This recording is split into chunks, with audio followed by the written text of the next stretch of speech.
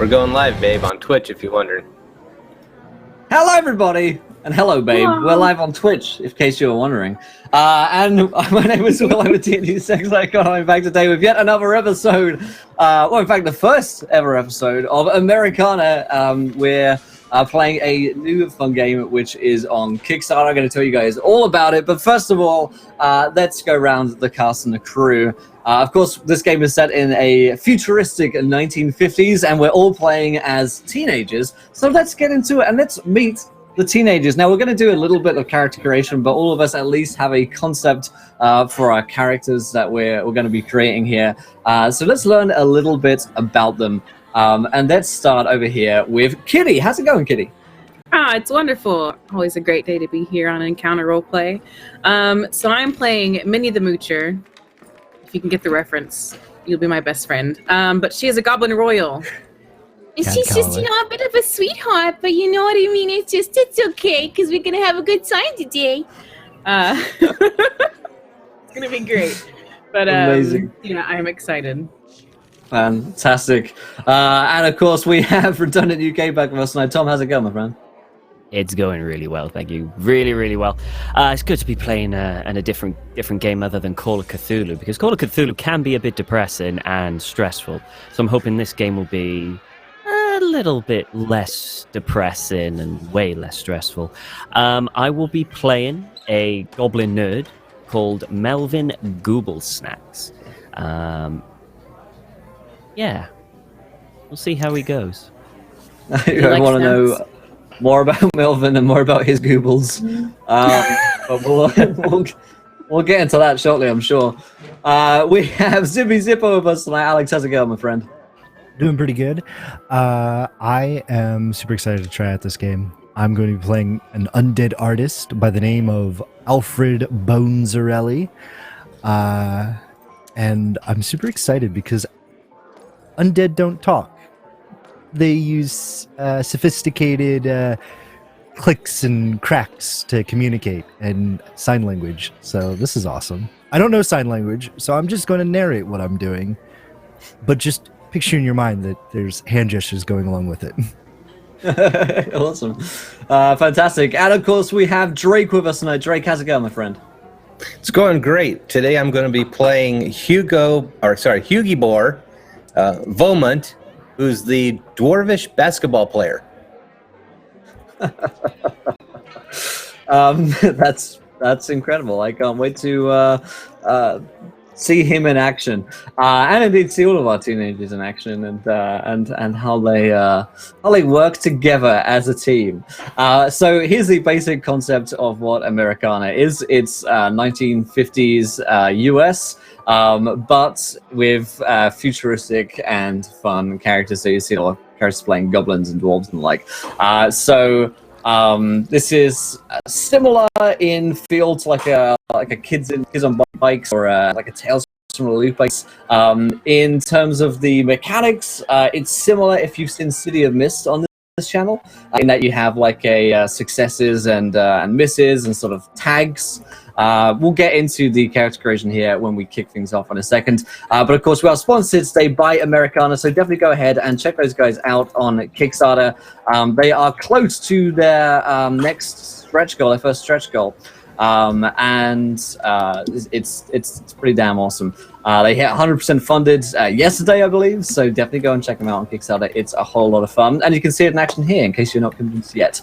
And of course, our usual sponsors for today include FantasyGrounds.com, our virtual tabletop of choice. Go check those guys out. Demo version is free. WaylandGames.co.uk is a go-to destination for tabletop board games, war games, and more. And then, of course, TabletopLoot.com is the place to get all of your beautiful dice. And they're giving away a set of dice tonight's game as well. So stick around to the end, and you'll be in for a chance to win. I'll drop you guys a tweet as well. As per usual, you can retweet this tweet for viewer decisions and donate to affect the game if you so desire by giving players nat 1s, nat 20s, wild magic surges, and worse. So let's kick things off with Americana. Obviously, we have our character concepts, but We're going to do a little bit of character creation so you guys can see what character gen looks like. And then we're going to, as a group, create the town, which is one of my favorite parts of this game. Character and town creation is a collaborative process, as is the first sort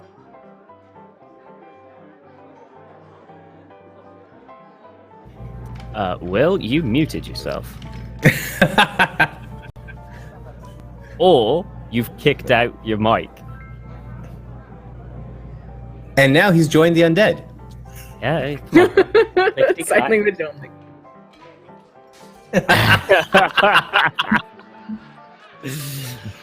Oh, dear. I think he needs to rejoin. Nope. Nope. No. Nope. 1, 2. All right, so he wants us to keep talking. So okay, Oh, so we've got 2 Dead goblins, an undead, and a dwarf. All right. Walk As into you a can bar. see. So do the goblins know each other? As a goblin, I probably have seen Minnie and went, oh, from a distance, because she is the social kind of like beacon that, like the prom queen that everyone wants to be with. And so, well, that's in his mind anyway.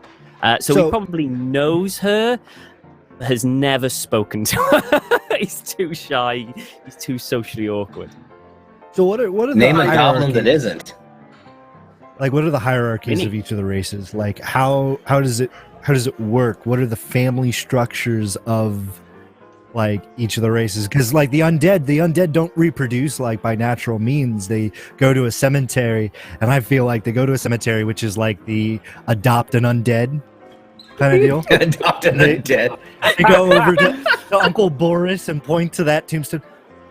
I want that one. And they point to the undead curator who still retains some necromancy and then raises that undead, kind of cleans up the corpse. Maybe the family wants a fully skeletal corpse. I feel like the undead aren't completely skeletal. You can have that choice of whether or not you want to be skeletal or a rotting corpse. And then that's something you choose when you're picking out your new family member and whatnot. so I suppose Well, there my probably wouldn't be question- too many like teenagers, right? Because like how many dead teenagers are there to choose from? This is Well, true. that's So- what I was Recycling wondering the body. about that.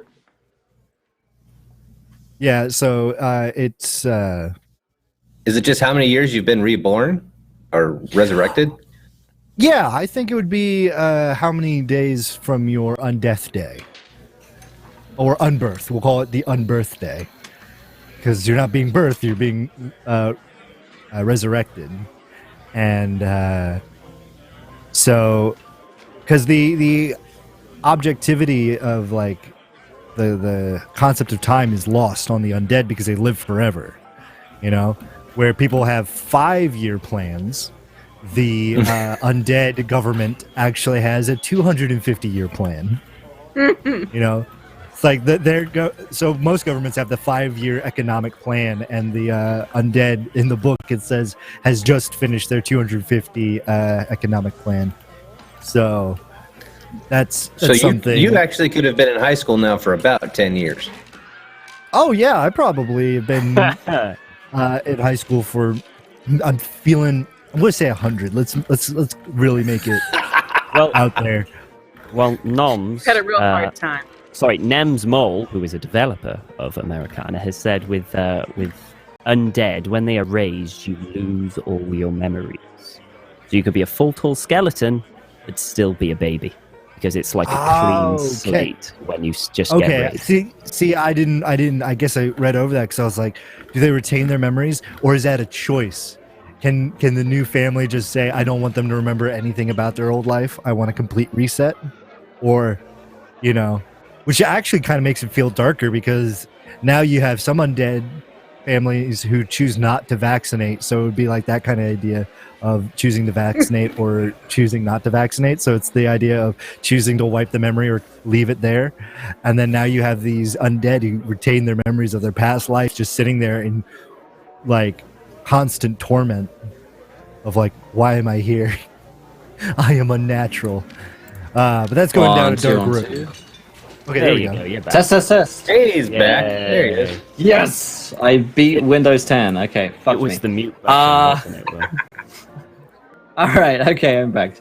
I kind of tuned out from what we were chatting about, but it was basically our characters, right, and who we were, and how we know each other. Okay, so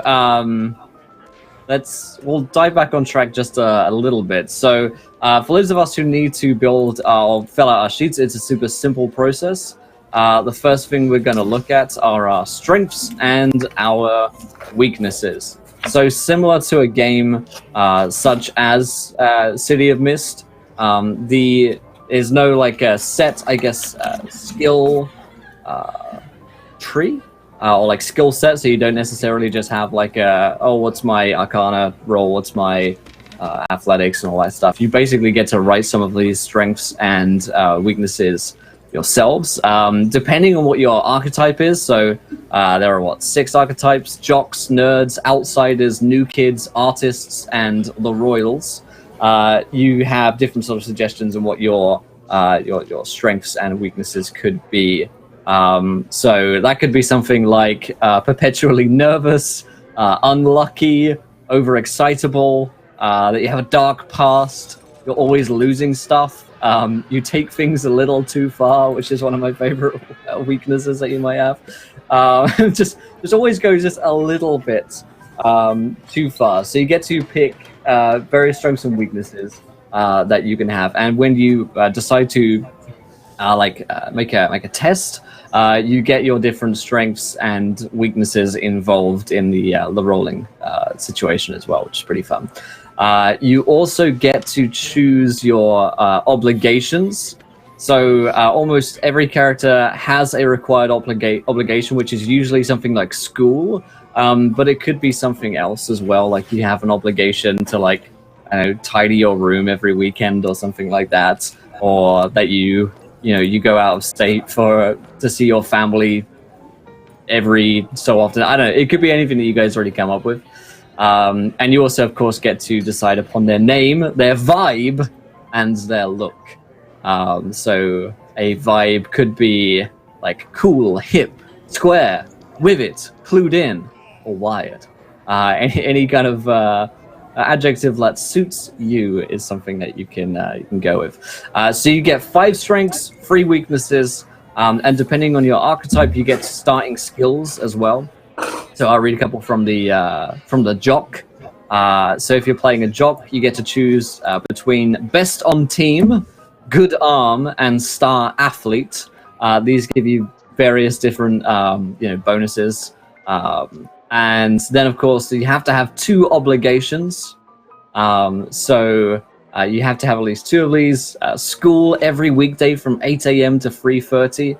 And then the game also has a repercussions mechanic. So if you get caught not going to your obligation, whatever it may be, then we get to roll on a table, which is basically, do you get detention? Do you get called home? Do we have to, expel or exclude you from school? And we get to role play out a fun scene based on that.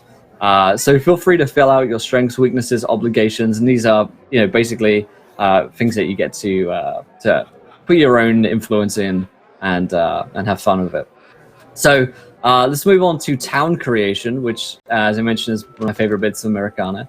Is rather than me telling you guys, hey, you find yourself in this town, and I tell you everything about this town, instead we get to build the town together, and we figure out various different things about this town. So the first thing that we need as a group to decide upon is our town population. There are 3 choices that we get. You can have a 1-horse town, which is like a tiny sort of backwater place that not many people live in. What am I doing? You can have a jerkwater town, which is a little bit bigger. Thank you to Cadwell for the raid. Welcome in, my friends. Or you could have a happening town, which is of course like a big one, which I think they describe close to being like an LA sort of city. So what do you think our kids, our teenagers, what kind of town do they live in? Big, is it small? I feel like it's like one of those campy towns, like from like Sabrina the Teenage Witch or something. It's not like a huge bump in town, but it's not a one-horse town. Like Yeah. Okay. Yeah, I agree. Middle of the Riverdale kind of deal. Right, yeah, it's okay. So so it's a Jerkwater town. I love the Sabrina the Teenage Witch reference. That is absolutely on. Fantastic. We also have to come up with a name, but we don't have to do these things in any order. So it may be that once we fill out some of the more ideas about this town, that a name will jump to us. The next thing we get to the option to do the name. say that again, sorry. We can give chat the option to do the name. We could, yes, chat I could like name that our idea. town. I very much like that idea. Chat, what are your ideas for this Jerkwater town in Americana? Okay, crews. Every town has its crews. The surfers, the greasers, the preps. These people run their little part of town and have their own complex aims, social structures, strengths, and weaknesses. Your character might belong to them. And your dead friend, which we'll get to in a little bit, might have once been a member too. So how many crews are in a given town depends on the size. A Jerkwater town has 3 to 4 crews. So the first thing that we get to decide on is giving the crew a name and a vibe for what kind of gang they are. First of all, what kind of gangs or crews do we want hanging around this Sabrina the Witch Jerkwater town? Alex. So there's an undead gang, right? So you have the greasers and they have the leather jackets and the greased up hair. You have the bleachers. And the bleachers specifically bleach their bones. So they're nice sparkling white. And in the book they say that there's etching so you can get like your bones engraved, kind of deal, like tattoos, and they have that as well. But the one thing that sets them apart is if they're the skeletal undead, they completely bleach their bones. And they smell of bleach when they walk by. Instead of smelling of like hair oil kind of deal. Yeah, that was one that. It's some background noise from someone, by the way. I love that. The bleachers. So we get to give them 2 strengths and 1 weakness. So they give the example of a greaser gang might have mechanics or racing, and they have like volatile as a weakness. So this bleacher gang, what are they good at? What are their strengths? They as a crew? They are, I think, one of the oldest gangs in the town because they're undead. So I feel like reputation, they have, maybe. Yeah, they have reputation. Okay. I don't think that they're like hostile because they understand if they're hostile, they're not going to be around as long. I do think they have like a horde mechanic because of them being undead, that if they were ever to get into a gang war, they would just kind of rush the enemy in like an undead kind of zombie. So they have like pack tactics, kind of, like they've got, or maybe like we could call it like strength in numbers could be their strength. And there are probably a lot of them. I feel like the undead, they have a different voice to each other than the sign language that they have with the other races. Like in Mass Effect, they have a race called the Elcor, which are very monotoned, very deep. And they have to say what they're feeling because their facial expressions are so subtle that if you're not another Elcor, you wouldn't be able to pick it up.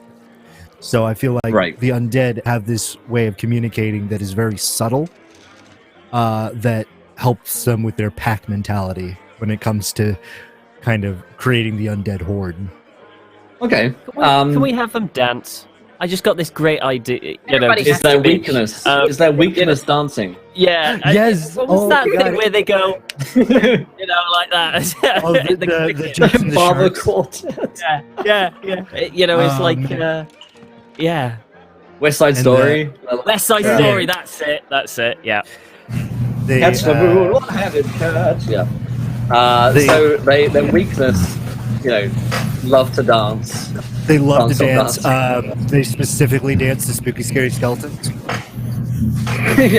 Exclusively, that's the song they'll dance to. Well, I love it. I like the idea of it being an intimidating dance. That's how they intimidate people. You know, it's like Oh, a yeah, very they- intimidating Oh, so like a dance. You know? haka kind of Yeah, thing? the haka, yeah, sometimes- exactly. Yeah, So they're intimidating, and maybe they'll like rip off like some of their ribs and kind of like give them to each other, and then like start switching body parts, like they switch Ooh. each other's skulls Oh my and gosh. stuff. That part of And it's the I love that. that part of the labyrinth still makes me like get creeped out. Oh gosh, The birds touch the head. the fire gang. Oh, man, Okay, I Like love so, that in that. itself could be its own gang, like the body switchers. Yeah. Ooh. Okay, so we've got a first crew number 1. The last thing we need to figure out for them is a link to your dead friend, but we're going to come back to that in a second because I want to go in a little bit more detail about that in a bit. So we need a second crew. We've got these bleachers in town who are expert dancers, and they have this sort of pack mentality. Who else? What kind of crew would we find? The clanks, like because goblins are super into like technology and stuff. Sure. So Um, they, yeah, yeah, it's like goblins- go ahead. oh, is it like a science club sort of goblins? Like, are they nerds? I was thinking more mechanics. That would work. Yeah. Like tinkerers and Uh-huh. You thinking like they're like Yeah, buff? yeah. They're like really buff goblins. Well, Yeah. the thing is, like they're the reason why they like have them like the Model T car, so it could be kind of like Yeah. a car. yeah, the goblins are yeah. the ones that create the cars and time Mhm. machines. They actually have time machines, goblins. in this. Let's see. They're They're like a mafia, and they use their because they had car body dealerships that you could pull into and switch up the color and stuff, and Sure. so you could duck out of the from the cops, and yeah, they could do that because they know so much about cars and technology. They can make a completely different car. Okay, yeah. So they're like one of their strengths would be excellent mechanics. Mhm. Yeah. Mm-hmm. Hot rods. Maybe like criminal contacts then, if people are driving into their body shops to Yeah, Uh, definitely. and everything. So what about what are their weaknesses then? This band of roving goblin mechanics who change people's cars. I'm just imagining them at the car wash. Their hair. But what would their hair is They're their very weakness? obsessed with looking. They're really like greasy, like nice, like typical like Guido, like Mhm. Jersey You could see Shore. him with the little black comb in the back pocket all the time, just straightening it out, like, doing that. Yep, Oh, the pompadours and stuff. Uh-huh. love it. Beehives. Just a little Yeah, the total perfect. stereotypical 50s.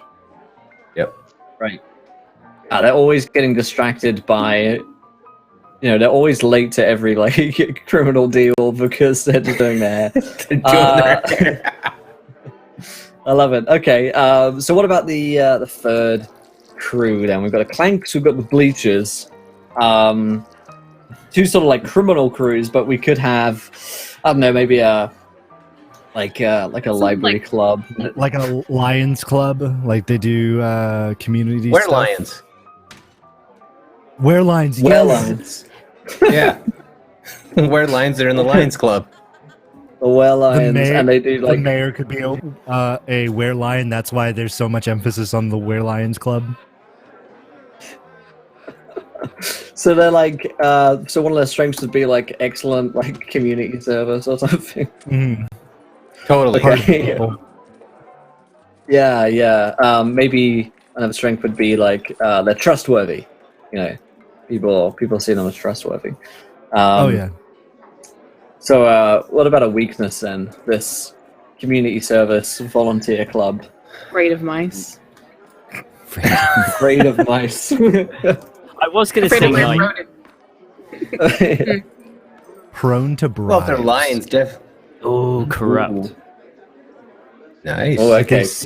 they seem really, really altruistic on the outside, but if you really get into it, Ah. So politicians. Mhm. like, this would be like your future politicians of America kind of club. Yes. Yeah.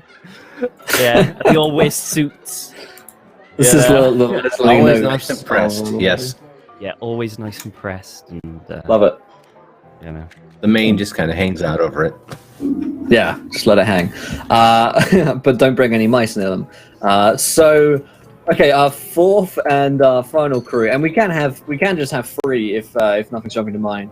But I feel like we're on a roll here. Or go ahead. Already said one. No, I was just gonna say some kind of religious, like, have you, like, I don't know what, but have you seen like a church Enlightenment club? of? Yeah, kind of like a church club that's like about religion and Sunday school. kind of, yeah. Excuse me, do you have a moment to speak about our Lord and Savior, the Necromancer? Yeah. Oh. I love it. Okay, I don't so think the undead would like that. yeah, church club, evangelical, I guess It's kind of, believers. yeah, So there would be like a cult. more Yeah, but- cultish, but you know, on So on the face it's all la la la, but behind it's cultish. You know, So anyone just have that be the from Lovecraftian lore that is like a two-faced god, because we could do like have a sect of this town be like Lovecraftian cultists. It'd be like So the church, like hell the that has church like clubs. Yeah, And I'd say they'd be just pure humans. Yeah. pure human. are they like Uh, humans that want to be the undead? Oh, Humans that So they're like, Oh. so like they like dress up. super worship. Yeah, they Yeah. dress It's like They how do we dress know? up like that. The undead government don't want to take them because they fear of undead overpopulation. Yeah. And they're They're too scared of cowardly. death, but they want to be an undead because they think Yeah, they're cool. yeah. Because they think they're going Makes to live sense. forever, and you know, it's like Mhm. that is like a way for immortality for them. And a lot of people get into religion because they kind of want to live forever. So this is Yeah. their way of kind Right. of looking at living forever. Yeah. But they're too scared to kill themselves, and because they're not sure they'll be able to get rezzed back as an undead, so they just dress and act like undead. They would also lose their memory, so they wouldn't actually, even know. Yeah. Their bodies would just be used. Okay. Oh my god, So they that spike the would be punch. that they're like painfully This mortal. is getting dark. It's going to be fun, guys. Come on. But no, I like it. We make the most darkest city ever.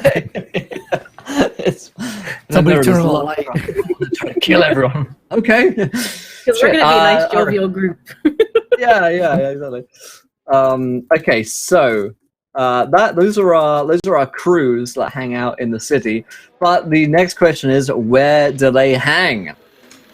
So hangs are locations where your players might go when they don't have work or school or family obligations. They're little bits of the world that were either designed or claimed for the purposes of simply being. Could be a mall, a local scenic overview, a necromancer's abandoned crypt, anywhere where teens with some time on their hands and a desire for privacy might be with their friends. So we can come up with some hangs either for your crew. Jerkwater Town has 2 to 4 hangs, and then we can work out the hangs of the crews, like the Bleachers, the Clanks, the Warelines, the Church Club, and that kind of thing. So where do you think you guys hang out? Melvin hangs out in his basement with his little crew, playing RPGs and stuff like that. And his basement is kind of like high tech. To get in, it's kind of like a hatch, and you're gonna have to undo it. And there's like 5 doors. So first one's a hatch, then it's a keypad, then it's a face scan, and because this is his area. This is his little place of solitude, Fortress of Solitude, and So- that's basically where he does all RPGs and tinkering and his safe space. Okay. Every RPG streamer ever. Yes. Essentially, You're he's describing every single my room, RPG John. streamer on Twitch. Okay, so if you, so the group of you presumably meet in Melvin's basement dungeon then Yes. to meet up because it's like We a play- safe place. We play houses and humans. Houses and humans. instead of Dungeons and Dragons. I feel like Minnie is like assigned to community service for doing something and has to go to this weekly like Weekly club. She's I- just like I love she it just that, hates it. Alfred's the DM, but he can't talk, so he signs everything. Everyone misunderstands They're what he's like, doing. "Oh my god, that's such a good plot hook, Alfred."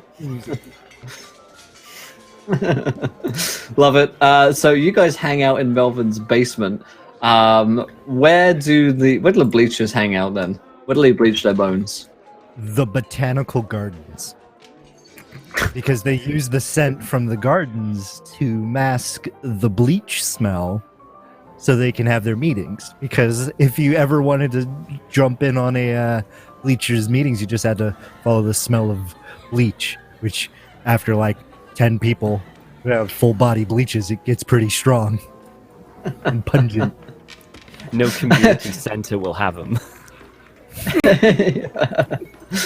They tried hanging out in like the bleach aisle of Walmart, but Everyone's wearing contact hides. they're not allowed back in Bleachers anymore. are sponsored by Tide. Yeah. Oh, absolutely. They were Oxyclean owned by is the very new. first people who did the Tide Pod challenge. That's the president. The original Tide Pod challenges. I love it. Okay, so what about the Clanks? Presumably hang out at like their mechanic. Better like you could say they hang out at a junkyard. Yeah. They actually have a real do mechanic the shop. junkyard, Yeah. Yeah. Ooh. I like the idea in this junkyard. They've got a drag track as well. It's like this long, like mud. It's just mud. They call it a track, but it's a giant, like straight. They do mud. NASCAR there. Yeah, they just do drag races and NASCAR, and they experiment with their trucks and stuff. Explosions happen over there all the time. Absolutely. I like the idea that the Clanks own a monopoly on mechanics, and to be a legitimate auto body repairman or auto repair professional, you have to be certified by the Clanks to work on stuff. If you run a shop that doesn't have the Clank seal of approval, you will never get business. Yeah. Love it. Okay. So the Were Lions, because I imagine at the church club hang out at a church No, Church Club hangs out at the graveyard. graveyard. Yeah. Yep. Yeah. Or makes sense. City Hall. The the graveyard future- outside of City Hall. Well, Well, that's where the Wares hang out at City Hall. Okay. Yeah. I feel like the Wares need to have their own like Lions Club place where like people can rent out for parties. You know what I mean? That's an American thing, right? Like where there's So, the Lions Club And and it- people like will rent out the space to they- have a. a community center. Mm-hmm. Okay, yeah. But it's a very fancy community center. Oh, it's yeah. like one of the oldest It's all buildings London, yeah. in the town. It's Like got the Masons. chandeliers. Yeah, like the Masons. Yeah, exactly. I feel like this town definitely has a railroad going right through it, and there's one side of the tracks, and then there's the other side of the tracks, and it's very distinct. Like looking Humans down, are it's just like, shoved oh, on one Right in the side. middle of the tracks. there's a beautiful rainbow and everything over here, and you look over here, and it's all decrepit and spoopy. So the American South. Yeah, Absolutely, yeah. The YMCA, yes. Amazing. Okay, so we have our crews, we have our hangs, and now's the part of the game that we get to figure out the risks. So if you ever play a Ubisoft game, and there are all these sort of like dynamic events that are going on, these like challenges that are set up. Basically, we get to set up the challenges that various crews set up to test one another's mettle. So this could be like the goblins with that drag race have like a drag race competition set up and ready to go. So these are events set up and run by various crews. These can be locations too, maybe the old water tower where kids go and hurl rocks at cars. Maybe daring people to cross a bridge, even though a troll lives under it, that kind of thing. And it suggests that we should have as many as crews. So if we do like a risk for each crew, so what kind of risk or challenge do the bleachers have set up in their botanical gardens? What is it? If you walk into their territory, how do they test you? So UFC's Ultimate Fight Club, they have the UDC, the Ultimate Dance Club. Ultimate They have chance. Dance off. They yeah, have- dance off. Yeah, they have an underground. Well, it's not. Whoa, no, it is underground. They go underneath the crypts, and it's an underground dance club that if you can go there with your crews and kind of dance off against the bleachers, and then you get you can get money and you gamble on who's going to win. Love it. So everybody. So like a mosh like- pit. There is a mosh pit. There is a mosh at the beginning and end of the night. Okay, and the other thing that we have to set with our risk is the danger level. There are 3 levels of danger: timid, bloody, and deadly. So if you were to engage in this activity, how dangerous is it to engage in an underground dance club? I mean, with if the there's buzzers? moshing, there's got to be at least bloody. At least. Yeah, Bloody, it's bloody. yeah. But especially if you've got bones that are protruding and stabbing you Yeah. while you're in the mosh pit. Ew. Okay. A So mash pit. A mash Mash. pit doing the monster mash. It was a graveyard smash. We did the mash. We did That's, the monster mash. That is the tiebreaker song. It is dancing to the monster mash. When 2 crews are just like, we cannot decide, they do one final dance to the it monster mash. settles all bets. Amazing. So what about the clanks? We had mentioned that drag track. Maybe it's like a drag race. That's how they challenge you. Like, the other thing I could think of is like a design competition for like a car. Maybe to like It's gonna- add some humor to it. Like it's how far you can be launched through an explosion. Like like if you can survive it, because there's gonna be lots of like explosions and like tests and stuff. So it's like They shoot them out of a cannon. Far Cry 5, when you found all those little points where you had to do those Daredevil challenges and launch yourself off cliffs. Yeah. It's the fucking start of Chicken Run. How fucking Yeah, they just launch you out of a cannon, and if you survive and get far enough, you're in. Yeah. I love it. I love it. Well, it's But you like have to build the cannon. It's in- The Cannonball Challenge. It's And like this in, sounds like it might be a deadly thing to engage. yes, it could be deadly. Yes. That doesn't sound safe in any It way. kind of reminds me of Dark Moon Fair in World of Warcraft. They do Yes. have a Yeah. Exactly. fire off. Into You the have to hit a water. ring.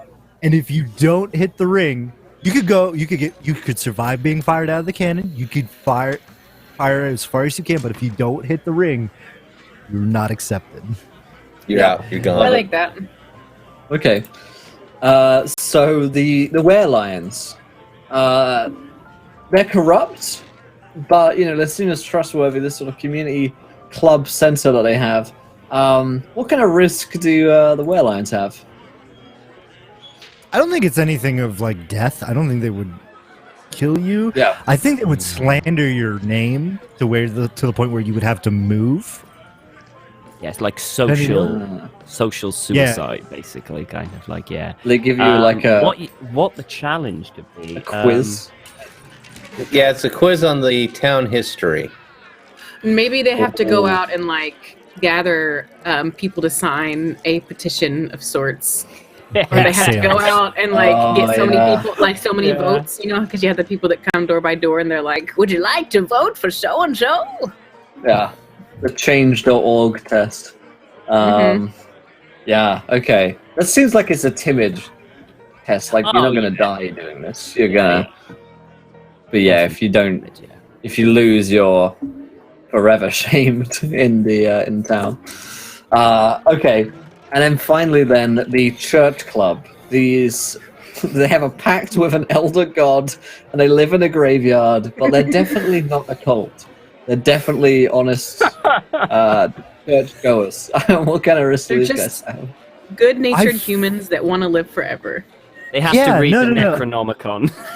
Exactly. They do all the things that would be considered evil. They read the Necronomicon, the Book of Vile Darkness, Tome of the Still Tongue, everything. But they are the epitome of the good Christian society. You know, they would give you the shirt off their back because they're going to live forever. You know, Right. Yeah, Really. they honestly. Yeah. I love the idea that their risk is that they make you read from the Necronomicon. Like,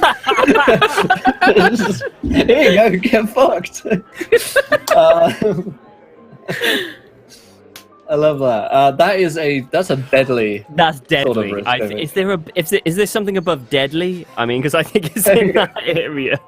cultish. World owl shattering terror. Yes. I love the sound of that. Amazing. So those are our risks. Is there anything else that jumps to mind? It suggests that we have as many risks as crews, but if there's something else that jumps to our imaginations, then we can throw it in. If one pops up later, go ahead. I just realized we have crews for the undead, we have crews for the goblins, but what about our dwarf here? Dwarf. Yeah. Do you have a crew? Crewless, Yeah. we're crewless. Yeah, we're crewless. Dwarves Oh, are you guys- independent. You guys are like Slayers in Warhammer, where you're like, like super like solo sort of community here, where you're like, nope, we don't Maybe hang he out. with secretly other wants to be a goblin. Oh. He's already He just got wants the to high belong. Well, that's why Ooh, I that was was a good laughing at hearing idea, all this chat. stuff going. Yeah, there's not many dwarves here. Well, once a year, a chili cook-off. Hey, no, that goes good with the fact that they Just live all of the close to the crews. volcanoes. Yeah. I love the idea, like all of the crews get together, and like the bleachers, you know, like the goblins, the church club, and they're like, all right, let's fucking settle this year's chili cook-off. Let's Yeah. go.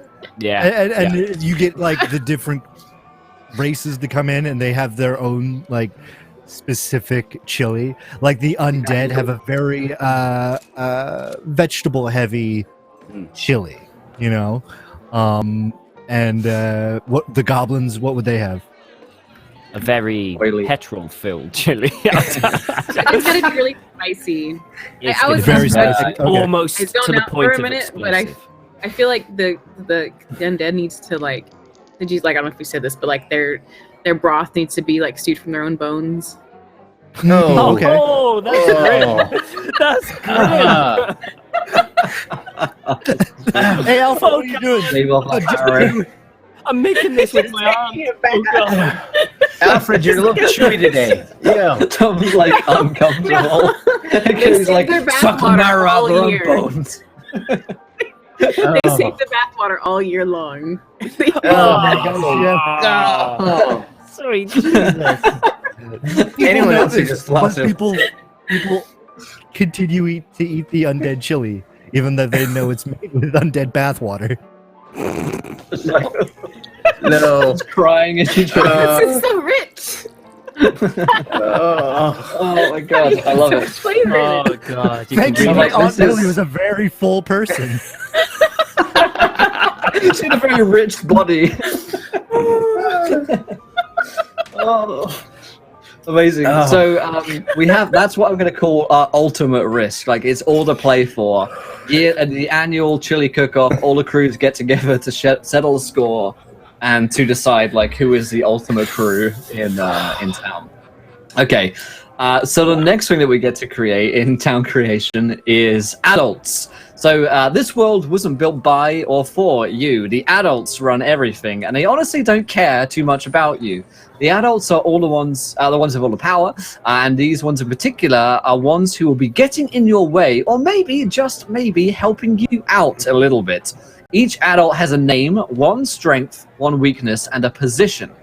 Their position explains who they are in this world and what their role is in your story. Are they a suspicious principal, a seedy police chief, a reclusive warlock? Every town has as many adults as you like, but you probably want to stick with a similar number as you have crews. So how about we, like per crew, find an adult, and then we'll freeball it from there. So who is the adult that we want to flesh out from the bleachers? Let's see. Like head bleacher. Oh, He's it's gotta be the someone head like bleacher. Fonz, really, right? Surely, like someone Yeah. like Fonz. It's Arthur Bonzarelli.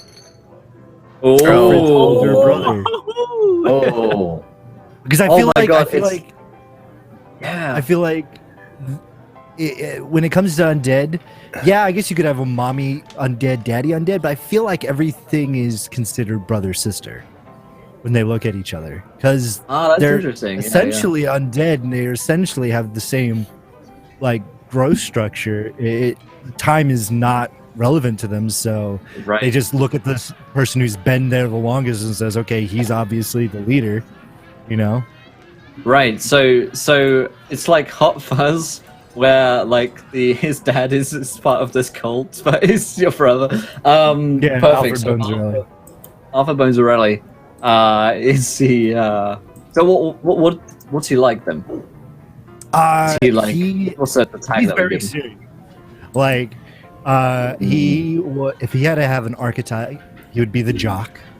You know, Gotcha. he always played football. He was known for catching the ball and taking his own arm and tossing that towards the end zone. And since it's still technically part of him, it's still a touchdown. So Yeah. I love it. So, and he doesn't like he's that like a Alfred wants to be serious- an artist. Yeah. He's like the older brother who's like, you want to be an artist? Why don't you want to, kind of join the dynasty of football players? And Alfred's like, nah, I just want to do. Is he like the I found coach? Is he the coach art." now? Oh, Of yes. I team? feel like, yeah, now it's been so long that, yeah, he would be the coach. Okay, so he's Arthur Bonzarelli, the serious coach. Love it. The Clanks, then. Who is the adult who's involved in the Clank somehow? He's got to be like the The good old kind of style, like mafia man, Like Mafia boss. The Don. come to me on the day of my death. that kind of like. Yeah. Don Donald. Yeah. People are like, hey, what's up, Don? And people think that they're giving him respect, but his name is actually just Don. Dawn. He's the Yeah. he's the Doblin, the Don Doblin. Oh, the Doblin. Don Goblin. The Doblin. Okay, so Don Donald, he is maybe like a scheming would be his adjective, perhaps, if he's always up to his tricks. So like a scheming mafia boss would be Don's His fingers character. are Okay. permanently steepled. Yes, at all times. Excellent. Okay, so the were-lions. We had mentioned a mayor type figure who like was involved or like loved the were-lions. Maybe that could be our adult. I'm thinking it's like if you guys watch Riverdale, the Blossoms, kind of deal, the oldest and powerful family in our town are these were-lions. A were-lion is the mayor, and people just don't elect anybody else because they were like, hey, we like this guy. He's been mayor for X amount of years. Let's give him more. Right. There's no limitation on how many years he could be mayor. And his cubs are the majority of the Were-Lion Club, the future Gotcha. politicians. So they I go love to it. him, and that's why they can't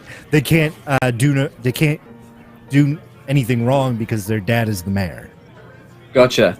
But if the were-lions are corrupt, is the mayor corrupt then? I feel like Can he be like the one like not like in like Yeah. Zootopia where he's like actually a good person? He's just dumb. Yeah, So he's like an honest guy. Okay. Mhm. he wouldn't be objected. Like he wouldn't object if it was a desperate situation. Mhm. You know, if it was either take this or watch the city crumble, he would definitely take the bribe. Right. Kind of deal. But I think he's very prideful, because being a were-lion, you have to have a sense of pride. But he's also very honor-bound, you know? And that's what he tried to instill into his kids. But his kids don't know the value of honor, so they just... They Right. They want. He's, he'll be the honorable mayor. His tag in his position. We need a name for this were-lion. Tobias Crunch.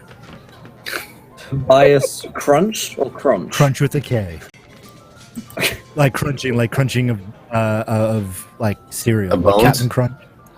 Of bones. Love it. Or Tobias Had to go name Pride. Tobias. Tobias Pride. Oh yeah. Tobias Pride. Okay, yeah, that's a super. Vote. Yeah. Vote for Pride, kind of deal. That was his slogan. Yeah. Pride for Prez. Okay, so what about the church club then? Who is maybe the cult leader who runs this thing? You know who I'm going to say, Will. I won't. Reverend. It could be a previous villain from Call of Cthulhu. It's too. I was thinking maybe like the police chief. So running with that hot fuzz idea, where the police chief is basically the leader of this cult, and no one really realizes. What if the police chief is secretly, always hanging out in the graveyard and running this cult? I like that. That's a fun dynamic. Yeah. Okay. We need a name for this human who's really wants to be undead. We need like a really, really bad like fake name for him to like. 'Cause he's like Chief Justice or something, But then Right. like his spooky like we need like a really like a goth name. Well, I like the idea is that they have their normal name and they have a church name, their undead name. Oh, That's yeah. what they're trying, isn't it? They're trying to be undead. But they're awful undead names. Like Bones. Or, Right. Or something just so blatantly in your face. Rattlegore or Something like that. Something ridiculous. Rattlegore. Voss. We'll throw it back to Undead for WoW with Lillian Voss, and then just call him Lawrence Voss. Yeah, I like Sure, Lawrence yeah. Voss. Yeah. Love it. So he is the gothic police chief who secretly goes to the graveyard to put on guy liner and dress up in hoods and read the Necronomicon, but by day he is just a regular police officer. Love it. Can we have Yeah. over the top cop? Kind of like a Jim absolutely, Gordon kind of deal, that he's like Detective Savage Rage or something like that, and he just goes busting people, and his partner is like Officer Krupke kind of character who's just like the dopey policeman. Absolutely, we can.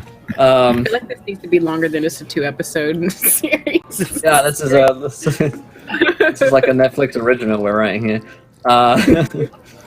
So, Detective Savage, I think he's the earnest or overly zealous. Let's Detective Savage Rage is actually somebody else's character, but let's see. Overly zealous detective. Oh man, Martin something. Detective Martin. Stansbury. There you go. Stansbury. Stansbury. Okay. Stansbury. Yeah. The overly zealous police detective. That's He's perfect. seen some shit. I've seen things you wouldn't believe, kids. Yeah. Back in there. It's 1950s. Don't worry. It'll happen. I was there. Yeah. Give it time.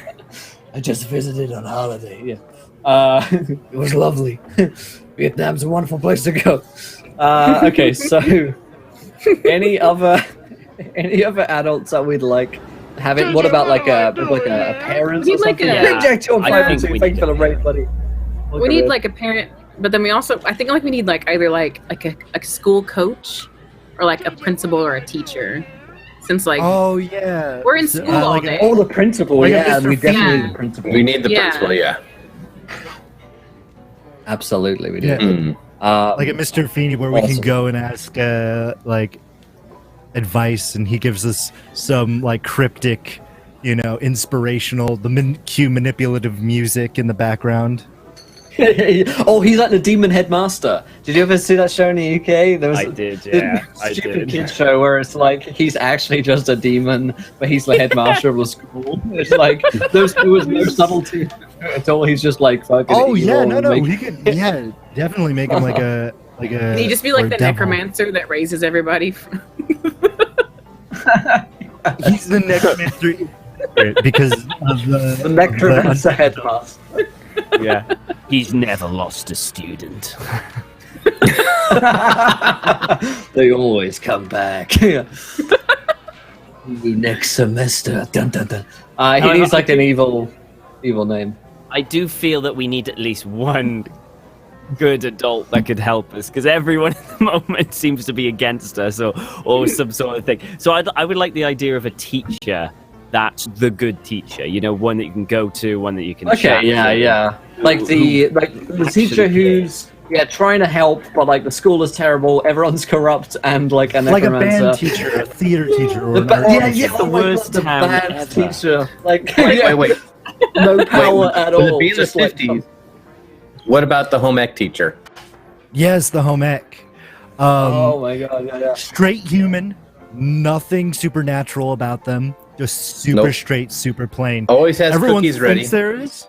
Yeah, everyone thinks there's something supernatural about them, but there isn't. And they probably think it because she loves doilies and crocheting. Yes, Like Yes. obsessively. tons of doilies. Like her outfits are crocheted. Everyone thinks like she's like half spider or something, and they're like, okay, she's obviously like a were spider or something, but she's not. She's just really good at knitting. She's that good. Yeah. Amazing. Okay, so the home economics teacher. What's her name then? Something like It's Ms. like the Nitwell. whitest also- name you can think of. Betty something. Mrs. Betty White. Betty Crocker. There you go. Why?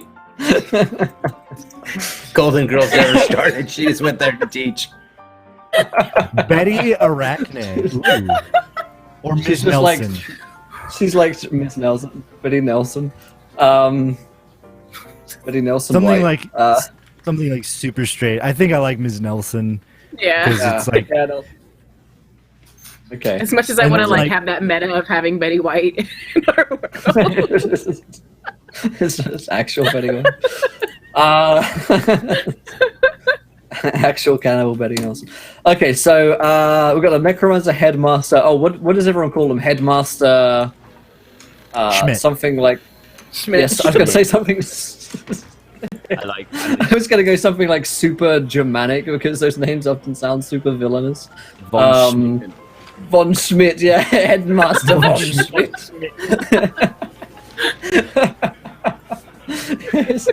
it's just a super like deepest, darkest Germanic woods dude who's just in 1950s America Yeah, as a Schmidt. headmaster. Yeah, And Von every time you open his office, no matter what the weather, there's lightning and thunder as it comes. Oh, it pours out. But he's also, I feel like he's also like, he looks super demonic and scary, but he has a super gentle voice. Yeah. Is he actually a vampire as well? We don't maybe? know. We don't know. Yeah, everyone thinks he might be a vampire. Just throw that in there too. It's the rumor. It's It's nebulous. Yeah. Oh my god. Vladimir von Schmidt. Vladimir. Yeah, Vladimir von Schmidt. Oh, I love it. We have Detective Martin Stansbury, Herr Vladimir von Schmidt, Betty Nelson. We have the coach who's Alfred's brother, right? Arthur Bonzarelli, the coach. Is there anyone else in this town? I think, Will, you could probably be quite fluid with what adults you want to add as the story continues. You know, I'm sure. Oh you'll yeah, be able absolutely. To, you know, on the fly. Oh yeah, we don't have to fill out the like every single NPC that's gonna turn up. But if there's maybe if there's some idea that your character has, like, oh, you know, my chess teacher, or like the person that runs the chess club, or like the summer camp rep or something, you know, if there's something that you guys want to throw in, now's a good chance. What about the janitor? Oh, we gotta have a janitor. The janitor. Yeah, the school yeah, janitor knows everything. Mm-hmm. A one-eyed troll named Benny. Yes. Benny. Yes. Benny it is. Penny, the one-eyed troll. What about like a librarian? A library, yeah. I like this idea of this really small but old female goblin librarian. You know, that she's got a really long nose but tiny little spectacles on the bridge of it, and she's incredibly strict. Her Incredibly name is strict. Nana. She's What was that? Nana. Nana. Nana. Librarian Nana. Librarian goblin. Love it. Okay, so the next thing we get to do is talk about your dead friend. So, I'll read you guys this little section. So, in Americana, your story begins with the discovery of the dead body, the body of someone close to you and the other players. This character and their life hangs over the rest of the game, and creating them is just as important as making your own characters or your city. Take your time on this step. Think not only about how your character met them, but how the various crews and hangs you've written up to this point played out in their lives. So, who is your dead friend? There was a fifth member of your gang, your little crew. I feel like they were a member of the Pride, like the Lions Club. I like that idea, yeah. Okay. Yeah. That He was was our D&D connection. He was our D&D healer, and it's just cocked up our What if- entire D&D. What if he's the mayor's son? Ooh, yeah. That would be Okay. Yeah, and he always got flack from the other people in the Lions Club because he hung out with us, you know. And he was our in to the Lions Club, just like Alfred would be to the bleachers, and the goblins would be to the clanks and kind of deal. Yeah, You know, yeah. That's how we're all tied to each of the groups, you know, and that's how it kind of focuses in on our group, is because we're a portion of each of the crews. So he was part of the Lions Club. Alfred is connected to the bleachers. Maybe the Moocher or Melvin or both of them are the Clanks. And then we have our dwarf jockey. He's a closet undead. What was it? Hugor? What's your dwarf's name? Huggy Higgybar. Okay, so Bar, yep. he's just our favorite jock. Like, he's on all the class teams, you know, and so he's our connection to the I guess the athletics department. And Maybe he whatnot. was the guy's like best friend, since he was like a jock, and he would have been more well-to-do. Yeah. Okay. So, this guy presumably then was a werelion. As he's died. He's the mayor's son, part of the Werelions Club, and the sort of connecting link to, I guess, is your crew, the D&D club, basically, where all of the different members you guys have met up. It's like, for Minnie, it's like almost court sanctioned by like the demon headmaster or whatever, that she has to go and hang out with Melvin Google Snacks and the rest. And the rest of you can decide, why you're part of this club in Melvin's literal basement.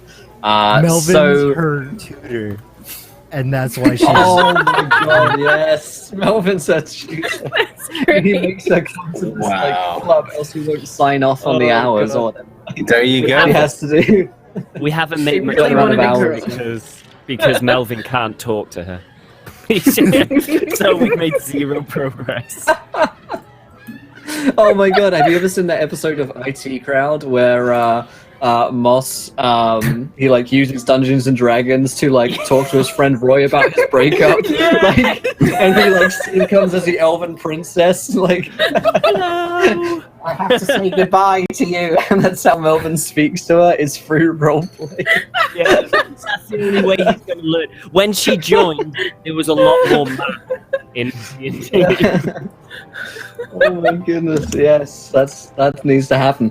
Okay, so this dead friend has links to each one of our crews, which we decide upon. And now they could be like they have a friend on one of these clubs. It could be they have a boyfriend, girlfriend, or it could be something darker, like they're getting bullied by one person in this club or this club, or they're like secretly part of the occult Necronomicon club.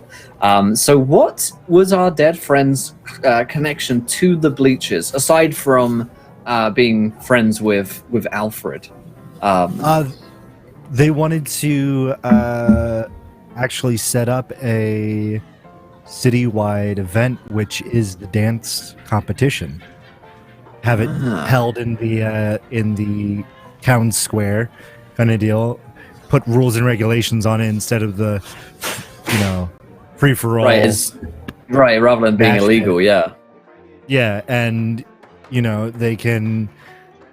They wanted to do that and bring the Bleachers to the forefront, and the Lions Club didn't like that because they think that the undead crew is a bunch of degenerates. Right. Oh, man. I love that as well, because I think the more mysteries we set up here, the better. Because this person died for some reason, so someone killed them, and I think it's a good idea that we have like a lot of suspicions and stuff. Things like who. Why did they get killed? Maybe it could be one of several different things. Okay, so wanted to set up a UDC as like a city event. The Were Lions didn't like this at all.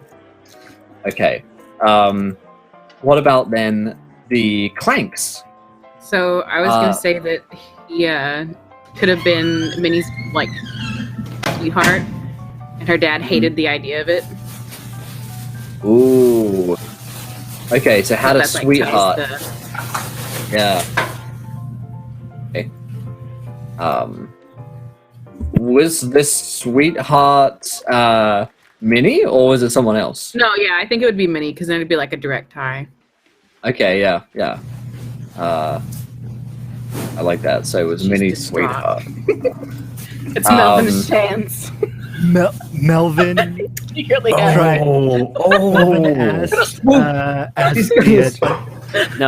dead friend to talk to Minnie. I've got an idea on the connection between the dead friend and the undead cult. One? Okay, yeah. Because obviously Melvin's got a thing for Minnie because she's ever so popular, and he is slightly jealous. He wanted to make, like the dead friend kind of like look embarrassed and scared. So Melvin dared him to go to the graveyard and steal one of their books, and he saw something that he wasn't supposed to see, and it really affected him. So that could be another, Yeah, and maybe he did steal the book. It was something that was, that was in his possession.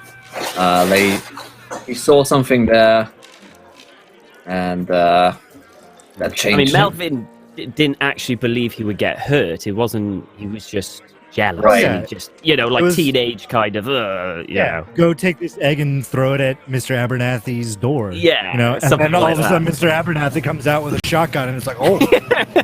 Yeah. Oh, to America, kids. So obviously, he was involved in the Were Lions as well, because he's the son of the mayor. Is there another link there that we haven't yet explored? I like the idea that there's Go ahead. conflict between Melvin and our dead friend.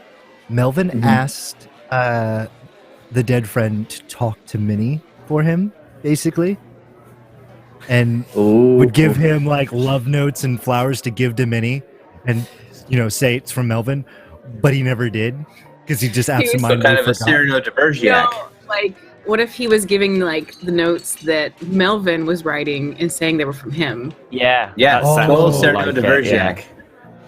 And Melvin Yeah. Melvin was the understands magic. why it isn't working. Yeah. Yeah, and then that gives like Melvin a good foundation for jealousy. Like, what? Wait, those are mine. What do you mean? You have to Yeah. discover those at some point. Well, and Minnie could always share him at the tutoring session. Just talks about all the things he wrote and loved, and poor Melvin. Yeah. But Minnie thought they were from the dead friend. Okay. I like that. Oh man, Melvin's starting to look like a real suspicious fella here, my friend. Look real suspicious. I love it. Okay, so we've got a church club, a well irons, a clank species. Go ahead. I think we said that the undead friend was going to be the dwarf's best friend, like before. Okay, yeah. Yeah. Oh yeah, yeah. We were Best always friend saying that it. was assimilated into our group, by association. Right. And then struck up this relationship with Minnie, which Melvin was very jealous of. I almost like the idea that Melvin is the DM and he's like a power tripping DM, where like he uses the D&D game to always throw situations at Minnie where his NPCs are trying to fall in love with her, whereas the dead friend is always getting sides quests you're off doing fucking whatever and really unfair constitution checks for no reason, that he passes out, that kind of thing. That's it. Yeah. She always gets Enter the magical small home and there's a weapon. chimera there, and it's like, Yeah, it's something like you take a drink and it's poisoned. You crap your pants. You crap your pants in front of Minnie. Minnie, you something embarrassing all the time. No, there's not DM games like this at all. oh, now we have to create our personas for our characters. Characters for Oh, characters. wow. Great. Here we go. Yep. Oh man, it's the mystery gets deeper. Okay, so that is some of our ties. Well, actually, so let's think then. Your dead friend was a person just like you and had 5 strengths and 3 weaknesses just like you. Using any of the strengths from the playbooks, and we can make up weaknesses. There is a mechanic in this game where we can basically do flashbacks with scenes with your dead friend, who can assist you, and that's where their strengths and weaknesses come in. So what was the strengths of our dead friend? Well, he was a bit of a jock, wasn't he? Yeah. Being a weird line, he would be. Yeah. So I think he's Be the probably quarterback. quite strong. So stronger my than God, you. he's- I Stronger think than you. athletic would be a more. So athletics. So this guy, Minnie is the girl all the bad guys want, and he's the bad boy jock sort of thing, and Melvin is the nerd who in the high school rock music video, he's fucking teenage dirtbag. This is becoming a video. Singing Revenge of the Nerd. Her boyfriend's a dick. Yeah. I like to feel like he's empathetic. I feel like He's Saved by really the caring. Bell. Okay, you had Zach and you had Mario Lopez's character. I can't remember, but it was Zach's exact foil. He was a jock, but he was a generally really good dude, really nice dude. You know, Yeah. I don't think he's Sli- a dick yeah, per Slither. se. It's just Melvin thinks he's a dick. Yeah, But he's not. He's really nice, but he's a Yeah. jock, but he's also super caring and thoughtful. Yeah. You have to be a to, compulsive liar, though. Oh, you think? Like he can't help like himself. that. Like he just has to lie because he's a lion. Oh, I get See it. the I like it. connection? Yeah. Okay. So strength is athletic. He's empathetic, but one of his weaknesses is a compulsive liar. He needs 3 more strengths, which he Charismatic. Well, we have like the Charismatic. list. Oh, sorry. Oh yeah, actually, I'll bring Red if he was a Yeah. jock. So we'll go stronger look than at you some is legends. one. He could have great family relations. Ooh, connection. Okay, Yeah, he's really Because the tight with Lions dad. He's Club. really tight with his dad. Yeah. Okay, yeah. Part of the pride. Yeah. I like the idea of he was close with his dad, but not his brothers. He didn't like them being corrupt all the time. Yeah, he I know, didn't like, get them taking bribes. And, He's the 'cause it youngest and he's the Yeah. purest. Yeah.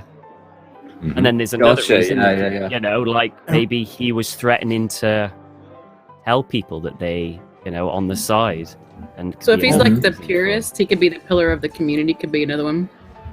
Yeah. Yeah, pillar of the The- community. Yeah, Everybody loves Adored him. Where- by- All Yeah. the other were-lions kind of like shave their mane to kind of like have these weird different styles kind of deal. He keeps his very pure and just like a lion, like his dad. He looks like his dad. Yeah. His Okay. brother Archibald has curtains. Love it. Okay, so we need 2 more weaknesses then. He's a compulsive liar. Is he like academically, maybe not like smart? That's why he had to be with Melvin, because he was really bad in his grades, so he had to be tutored. That's why Minnie is okay. getting tutored by Melvin because she wanted to be around the lion, the dead friend. Gotcha. Ooh, So she got herself Um, stuck with tutoring. short. I feel like he would have a short temper. Like he's a really nice Short-tempered, guy, yeah. but if Yeah. you irked Yeah. him, the claws would come out. Mhm. Right. You have He's that like, roar. yeah. Yep. He's got like 1 beer down and he's ready for a fight kind of guy. Yeah. Yeah. It's half a Can't Bud take him to Light any line. parties. He's gone. Yeah. Perfect. So we've got Screw strengths one and his strawberry weaknesses. dacquiri. One strawberry It's not even that. daiquiri. They're Shirley Temples. They're not even alcoholic. Oh no! What are those Bud Light? The Limeritas? Like down the list, like ready to go. No constitution. Yeah. Oh my god, I love it. Okay, so that is our dead. We need, of course, a name. Who is our dead friend? What was he called? Simba. We have his last. Kill that bastard. You could be like super stereotypical Leo. Yeah, or Leo. Blake. Oh yeah, he needs like a super fucking Chad. Like a Chad. Can it be Chad Leo? Oh my gosh, I'm bringing Chad back here. What's a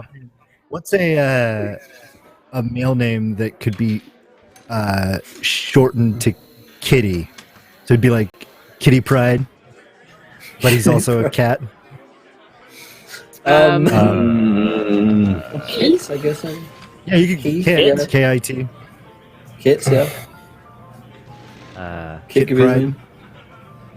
Like Kit sounds Right. pretty like. Sebastian. Bro-ish. So, oh, there we go. Sebastian. Kit's pretty 50s, though. That's pretty 50s. Kit's Yeah, very Kit's pretty Yeah, I 50s. like Kit, yeah. Okay.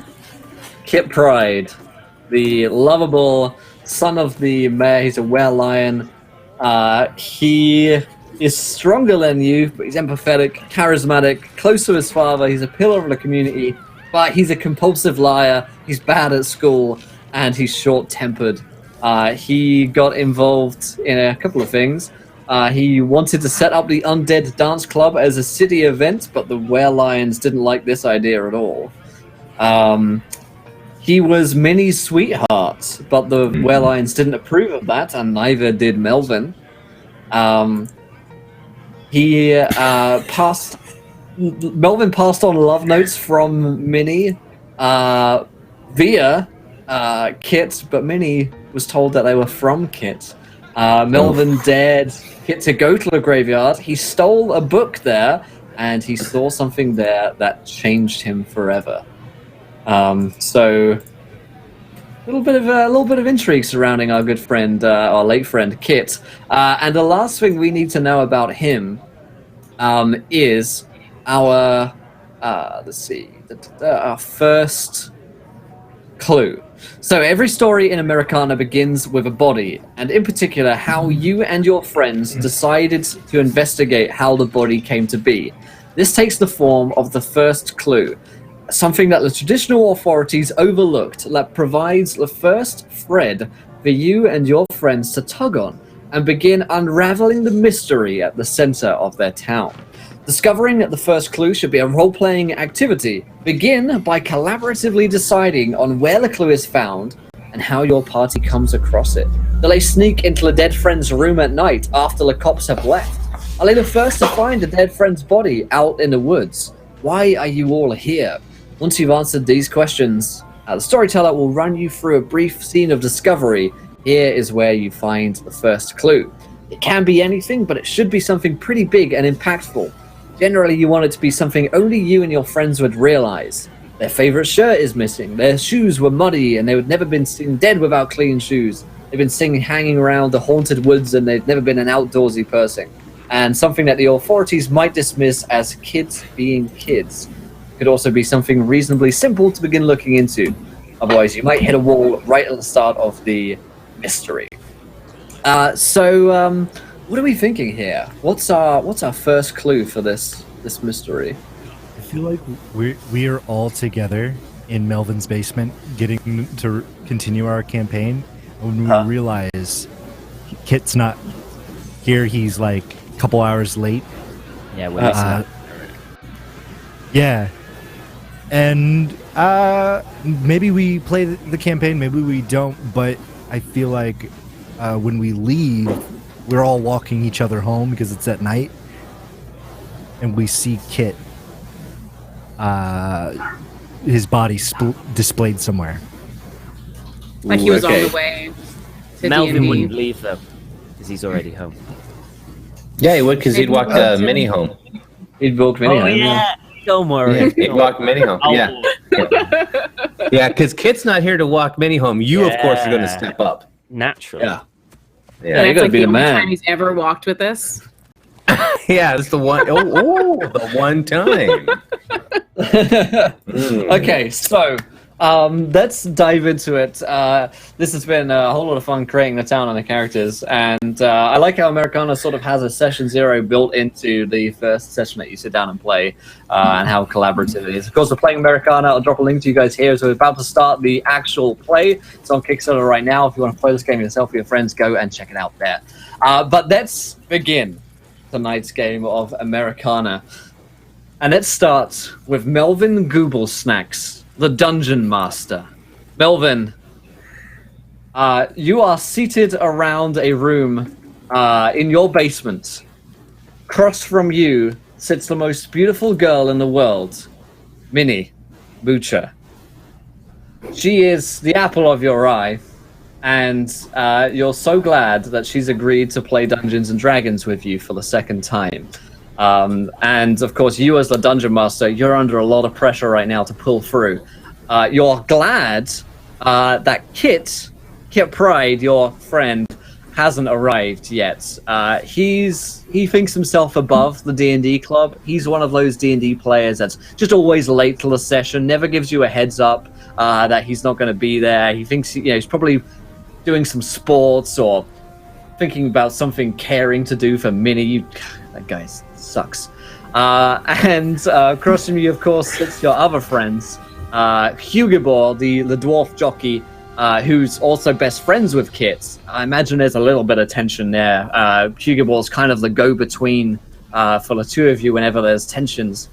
Then, of course, there's Alfred Bonezarelli, your undead friend, who is deeply immersed into the roleplay. It's just a little bit difficult to understand what his character is trying to do sometimes, because you can't.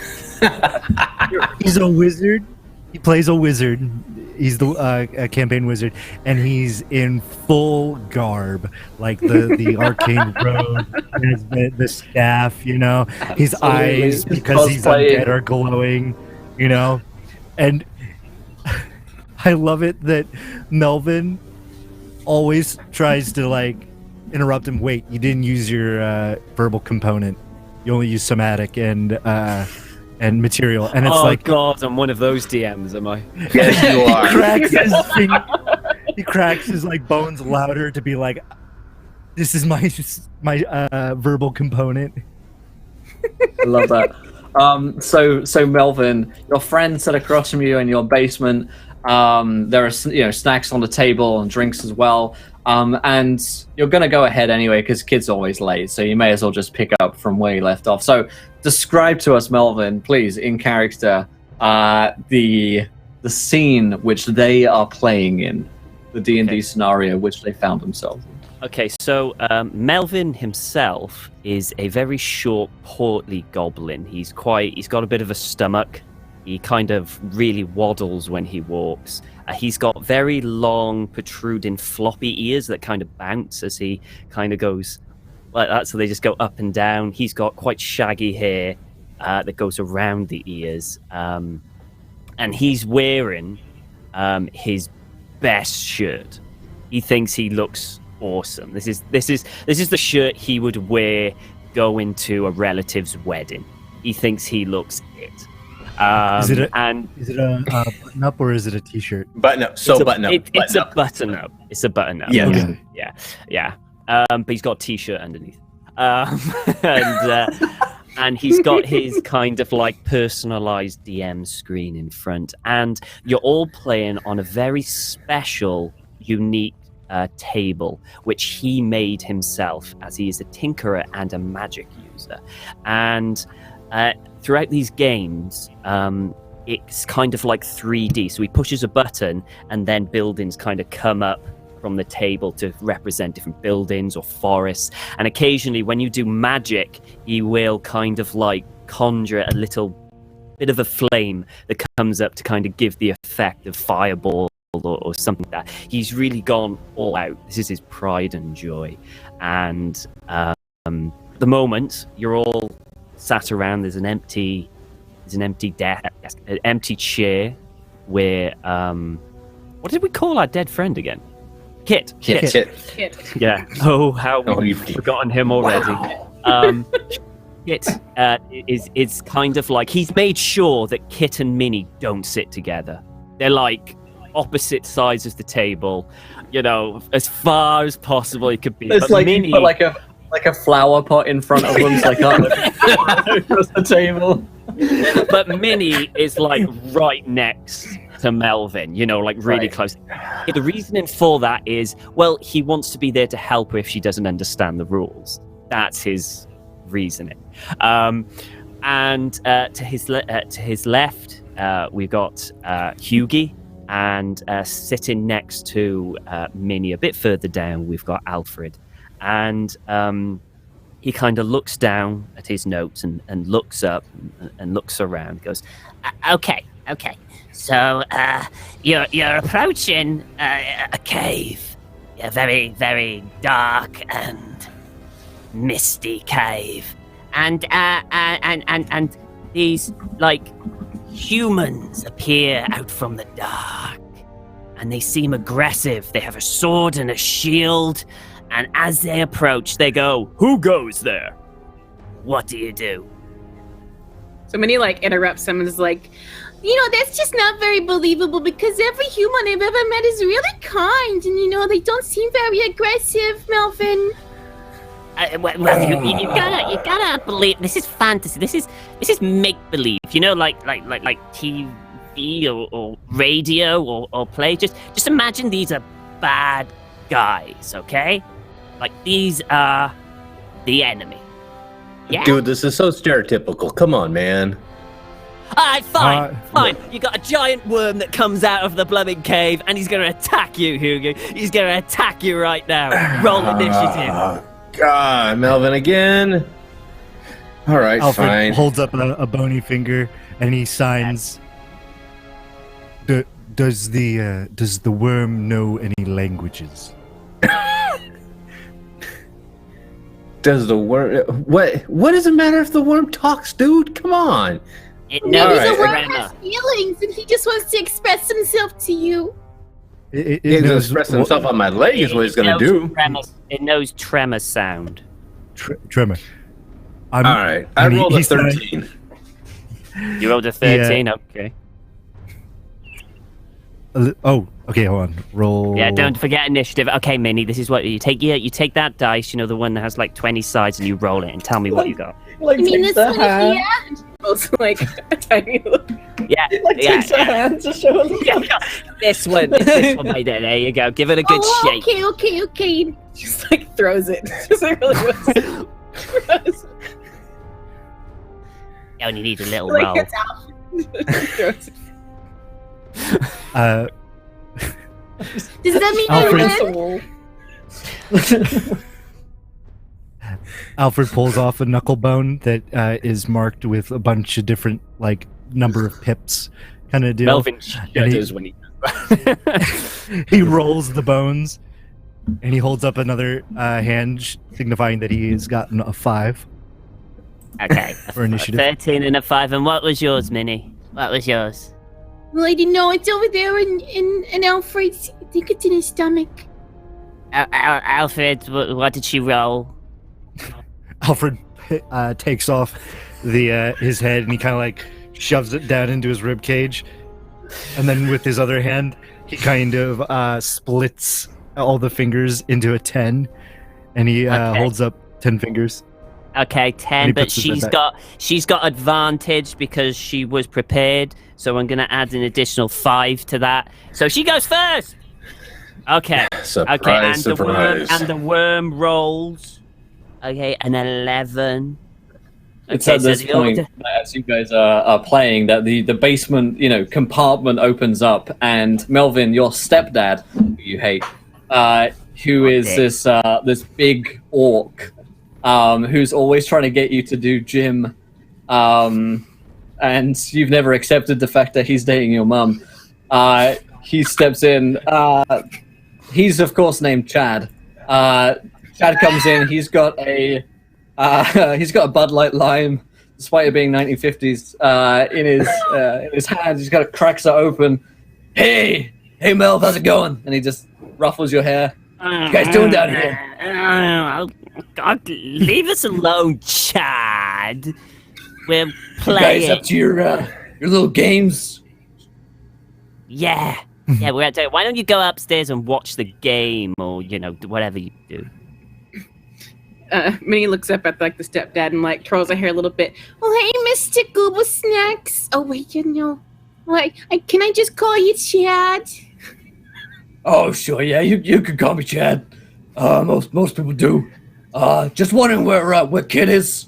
I want to talk to him about sports. You know Yeah, what I Kit's kind of wondered like. that too myself. You know what Kit's like. He's always late. He doesn't take it seriously. Yeah, not this late though. He always comes for the snacks at least. I mean, that's the good part of the game. What? Alfred Starts sign, eating your snacks. signs, can we please get back to the game? I have a spell that I would love to cast. Thank you, Okay, Alfred. I'm gonna leave you guys to your little games. And Just tell he, us how the game's doing every once in a while. he crunches half Bud Light Lime that he's drinking, and as if it was an impressive thing to do, and then goes back upstairs into the basement. God, what a douche. Right. Oh, I think Right. he's pretty No, nice. hang on, Alfred. Hang on. It's Minnie's turn. She gets to do what she wants to do. Okay. Right. So Minnie. Oh, The little eyes in Alfred's socket kind of rolls as he just kind of crosses his bony arms. so Minnie she sits up. She's like, okay, I'm ready. I know. Okay. So can I summon some sort of giant laser beam to come and just explode him, and then we can all just move on? Laser beams don't come around yet. Well, let me me just have a look at her character sheet. Let's see what we can do. Let's see. Okay, well, I don't think we could do laser beams because you're a barbarian. What we can do is, like, we can hit it with an axe. Surprised it's And not an actually- Eldritch Axe or something yet. Okay. Do I there gotta you roll go. the dice again? Yeah. Same dice. Just gentle roll, you know, just a Okay. little. It's like Alfred slightly nudges Hugh, and he signs. It's going to be a nat 20, and it's going to be max damage.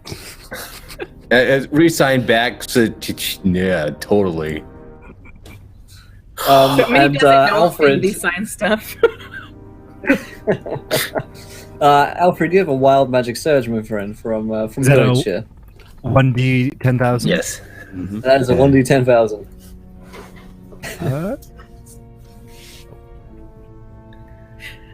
So Minnie just It's like not lets 20, it we like, have it. fall from her hand, like it doesn't even roll. It's Drops. like 6771. 6771. Alfred, you... Oh my god. You teleport to the place where you last paid for a meal. Where did you last pay for a meal, Alfred? Oh, School man. cafeteria. Yes. It was specifically the undead have fluoride pies because they don't have any organs, so to keep their bones Teeth nice clean. and clean, they just chew fluoride. And they can swallow it. It doesn't make them sick. So he gets teleported back to the school.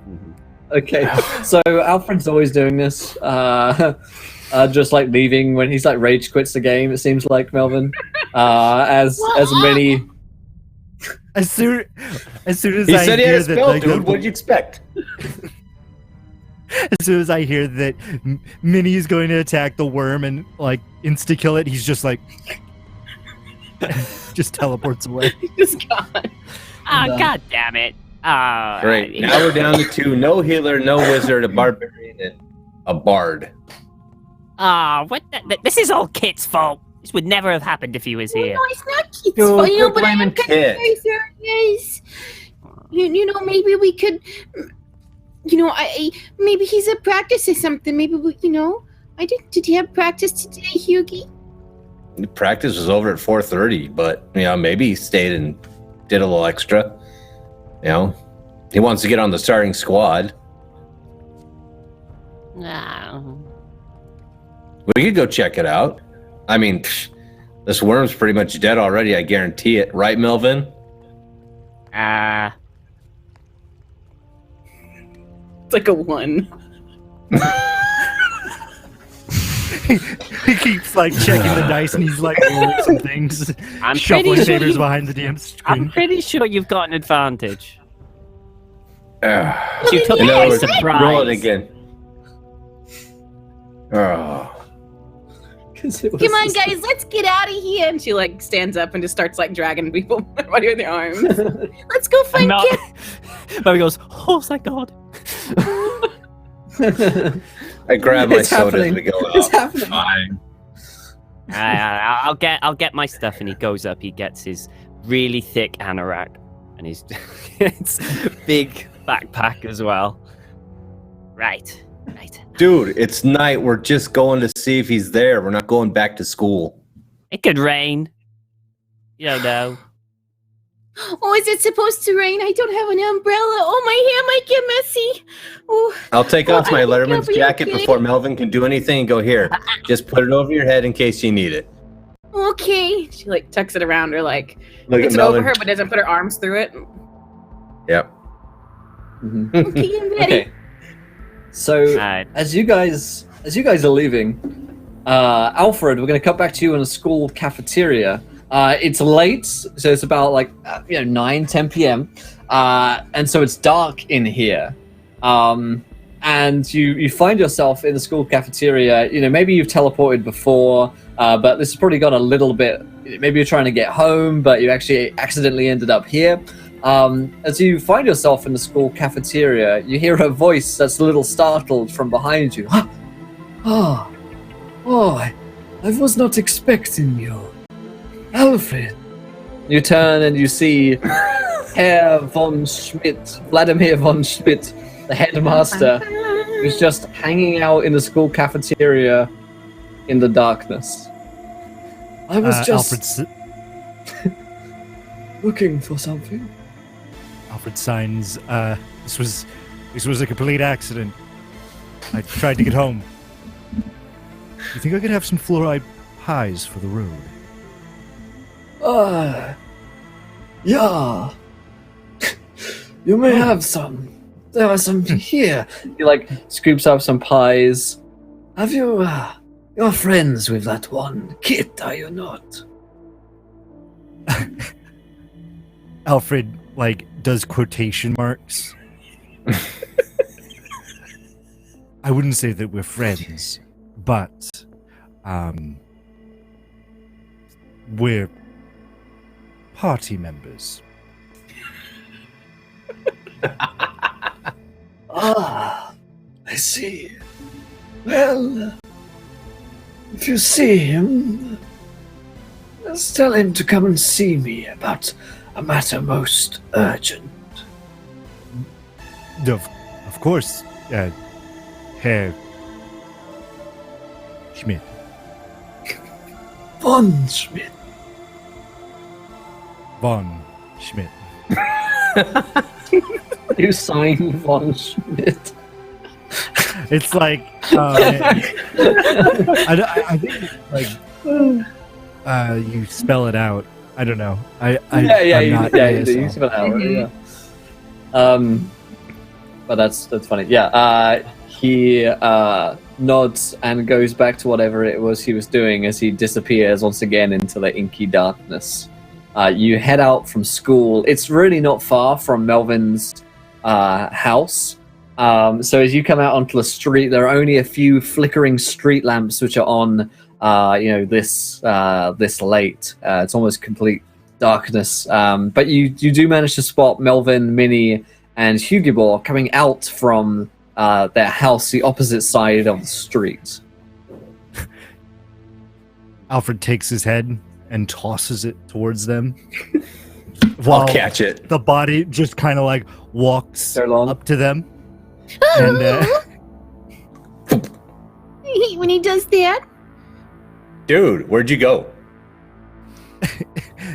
the light in his eyes kind of like dart towards like behind you, where Alfred's body is carrying armfuls of fluoride pies, and they look like little hot pockets. Just dude, you got more fluoride. Food? Sweet.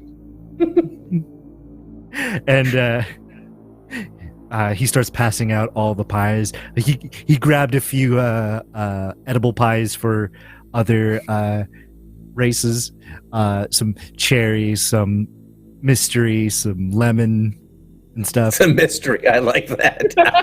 The school mystery pie. Put your head back on you. Okay, so as you guys join back up, you know that like the gym sort of like training fields are around the back of the school.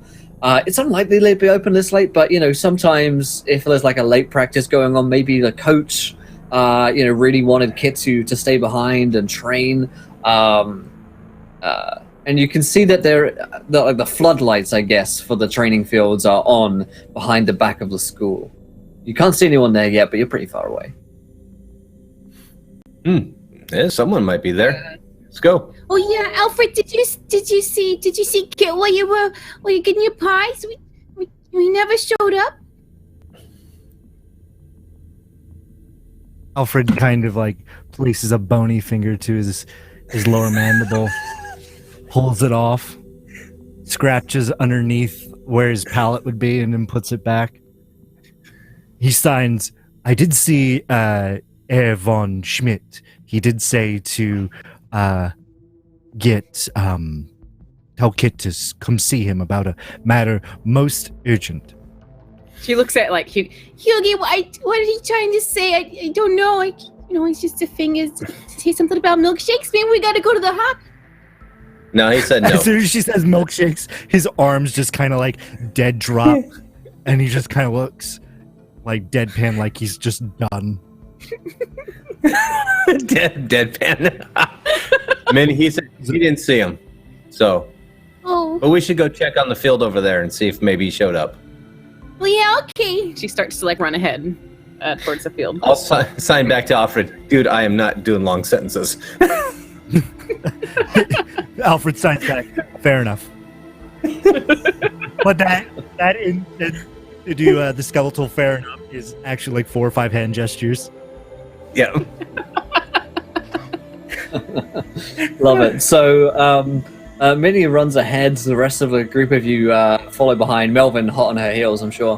Well, actually, As- Melvin's kind of dragging his feet because he's Oh, really? going. So he's kind of like a bit miserable. He's kind of, Alfred and he's goes out up of to his Melvin. basement. He's out of his comfort zone. Alfred goes up to Melvin and like kind of gives him a little smack upside the head and signs, "Dude, go talk to her. Tell her how you feel."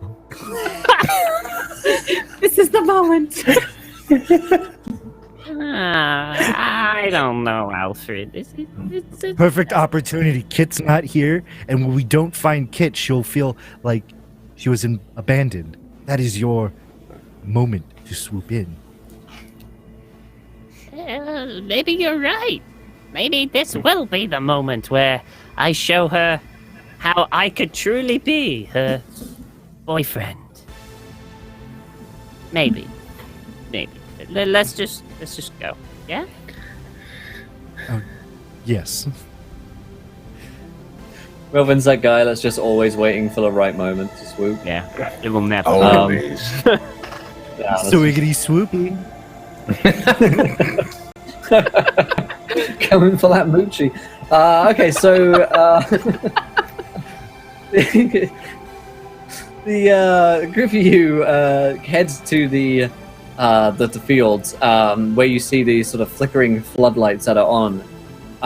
You see that in the middle of the training fields that there is someone who is lying down on the ground.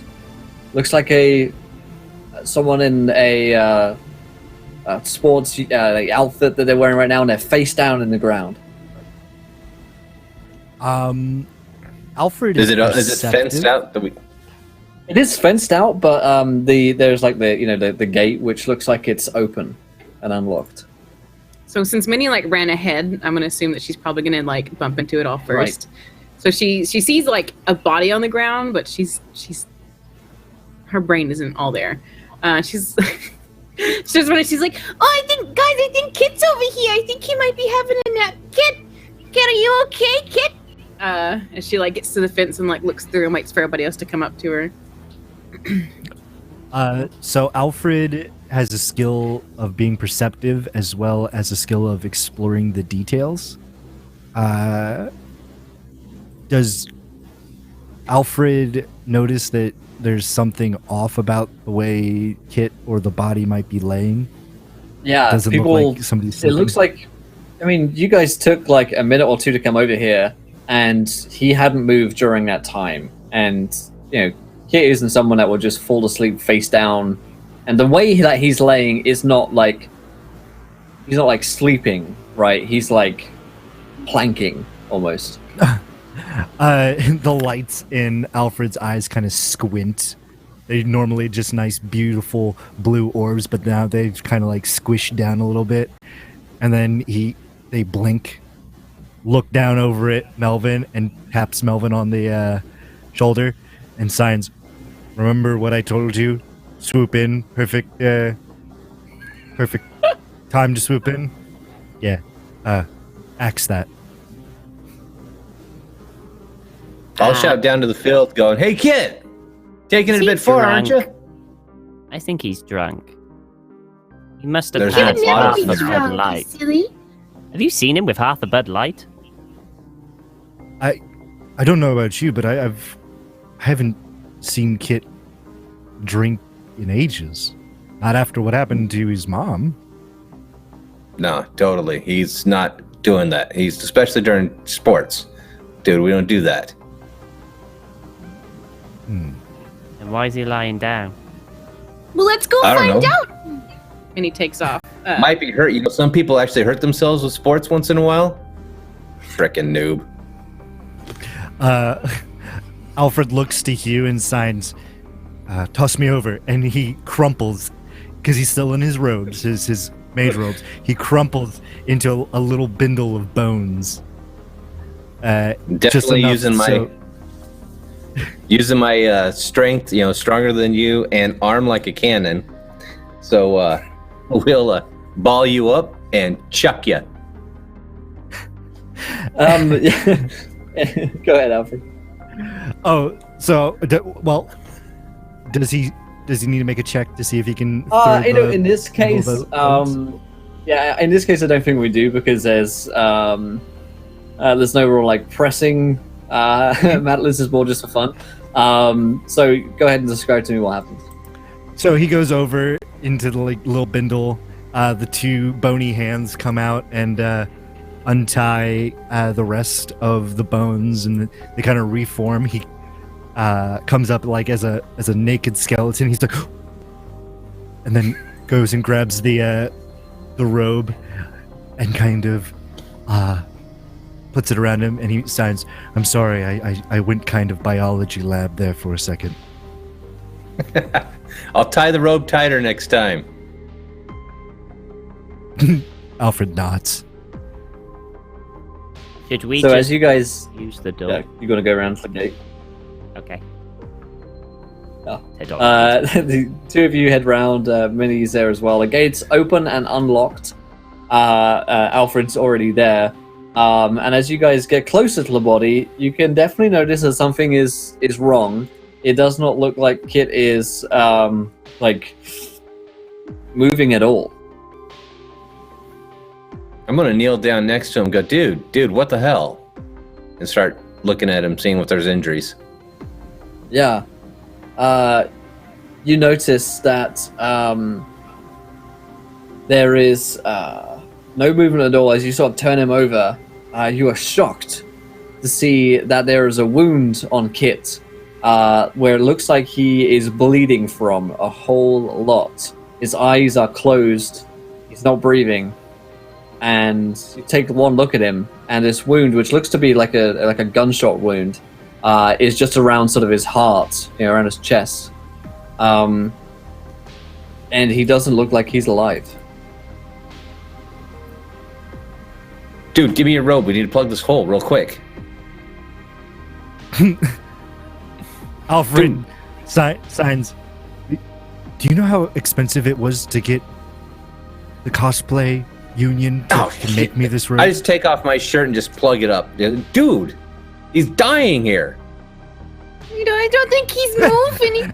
You don't think Alfred kind of like looks over at you. What's wrong with dying? Okay, it wasn't It's a his natural plan. transition. Not in his agenda right now. Minnie, in her panic, just grabs his robe. That's Alfred's robe. And, like, pulls him down, like, to get the rope. She's like, come on, we gotta help him. And, like, starts, like, yanks his Collapses whole body into a pile of bones. I like it how it's kind of like cartoonish, where she rips the robe off so fast that Right. everything spins on its own, then it drops into a pile of bones, and it's just Alfred's head. Once again, doing the "I'm so done" deadpan kind of look. Yugi, what's wrong? He's not. What are we? Oh Dude, Melvin, do something. Go call someone. Go get someone. Yeah, you're the only one standing there. You're the only one not doing something. Go do something. Alfred kind of Kit, come on, man. Just Stay with doesn't him after respond. practice. Yeah, Melvin, what do you do? Melvin's gonna kind of freeze for a second because I mean he's seen a goddamn dead body, you know. Yeah. And then We game with a dead body every week. So well, yeah, but this one's dead, you know, not like Alfred dead. He's got goo coming out of him, so that's a bit too far. dead. And he's gonna kind of like back up a little and then kind of just start running off kind of like out of the field to like the nearest building, I suppose you could say. Okay. Find some. Yeah. There's like a house or something. Well, probably the school first to see if there's a teacher or the headmaster or someone there. If Okay. the school is open. If it's not open, then he will probably go to the nearest house. Yeah. Here's what I'll say, Melvin, as you are like crossing the street back to the school from the training fields, you will spot someone who is across the road who's just sort of skulking underneath a like a lamp post. You only see them for about a couple of seconds before they melt away into the darkness, but you could swear that was the coach of the team, Arthur Bonzarelli. You rub your eyes and he's gone. You head back into the school, which of course is closed and locked at this time. I know. And he'll run to his house because it's nearby. Okay. And he'll go. You run. Mom! Mom! Your mum comes along. This little goblin housewife. Who's Chad, for some reason is in love with Chad. You can't understand. You don't think there's anything good about Chad whatsoever. And she comes along. Oh, hey, sweetie. Hey, Mom! No, you guys are having fun with your games. I got to get body go Did- dead. Did something happen with that girl?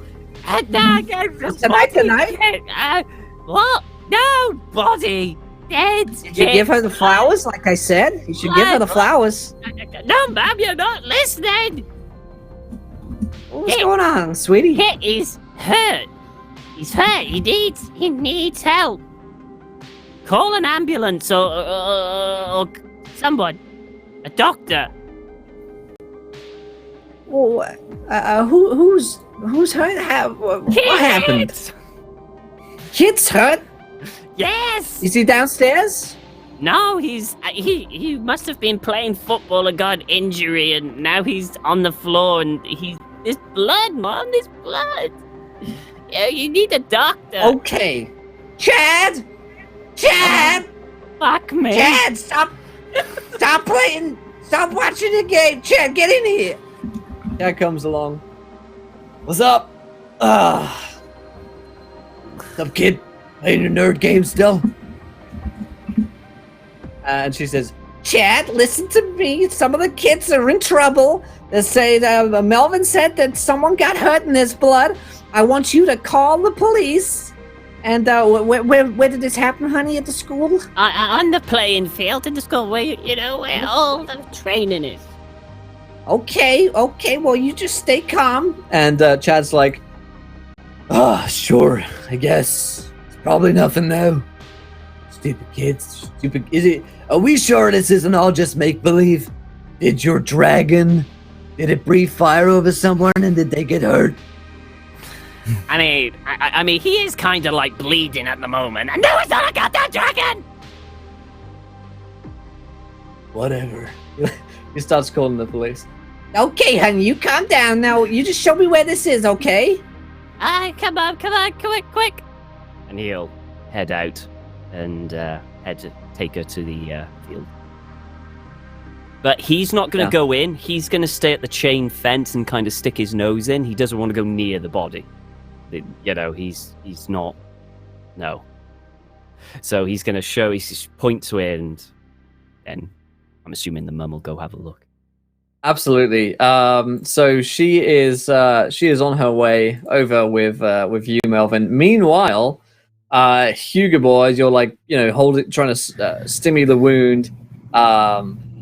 Minnie, you're watching, and Alfred too. You are pretty convinced now at this point that Kit has died. He is not responding at all. That hole in his chest is there's a lot of blood that's been coming from it. Yeah, I figure by now I'm covered up to my elbows in blood all over the chest. His shirt's soaked. There's no stopping it, and I'm just kind of crumpled next to him. Just, God, Kit, why, man? Alfred kind of comes over and places a hand on Hugh after reassembling himself. And then he looks over at Kit's body, and Alfred, being an artist, has a skill called Explore the Details. When investigating a scene, you may, as the ask the storyteller either what recently happened here or what details others might miss. And I think I'm going to go for the second question. Okay. What other details might Good idea. these other people have missed? Alrighty. So let's see. Weaknesses and strengths roll off. We see if he gets successes, then good things happen. Okay, so we're going to be using his strength of being perceptive and empathetic. And I think his weakness that would apply here would be egocentric. Though he's empathetic to Hugh, he's still kind of worried about the robe that was just ripped off of his body and whatnot. So Okay. It was an expensive robe. yep. So roll 2d6 for the strengths. 2d6 greater than 4. So we have 1 success from there. And then we do 1d6 less than 3. Okay. 0 successes. So we have 0 misses and Nice. 1 success.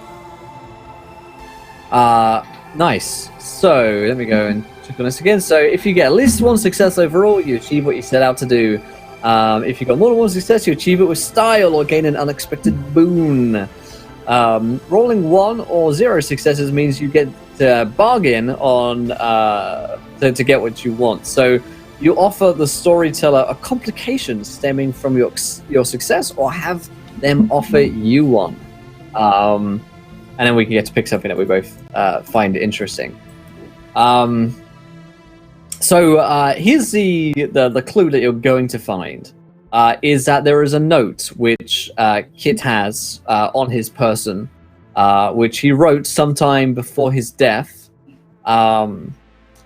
I think maybe a complication could be that the blood has got into the note and sort of not destroyed it totally, but it's obscuring some of what it says.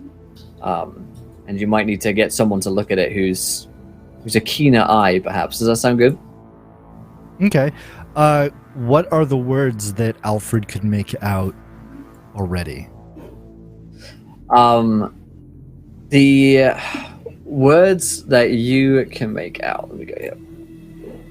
On this note, as you draw it out, you realize that the blood has seeped into the material of the paper that was written on, clearly in ink as well, and it's sort of making some of the ink run, and it comes out wet, so you sort of have to, when you get like wet ink, you have to like blow on it, you can like let some of this blood drip off as you draw it out to see what it says. It looks like maybe about 75% of this has been obscured.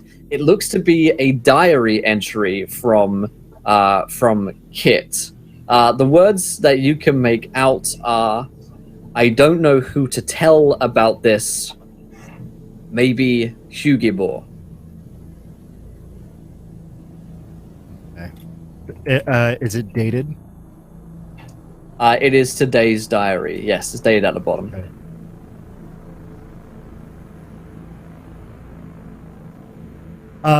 Alfred's going to turn to Hugh and hand him the paper, and he's going to tap where Hugibor's name is. And then after he taps that, he's going to point to the date. Said that it's something to tell me today. Well, I've been with you guys. After we left practice, that was it.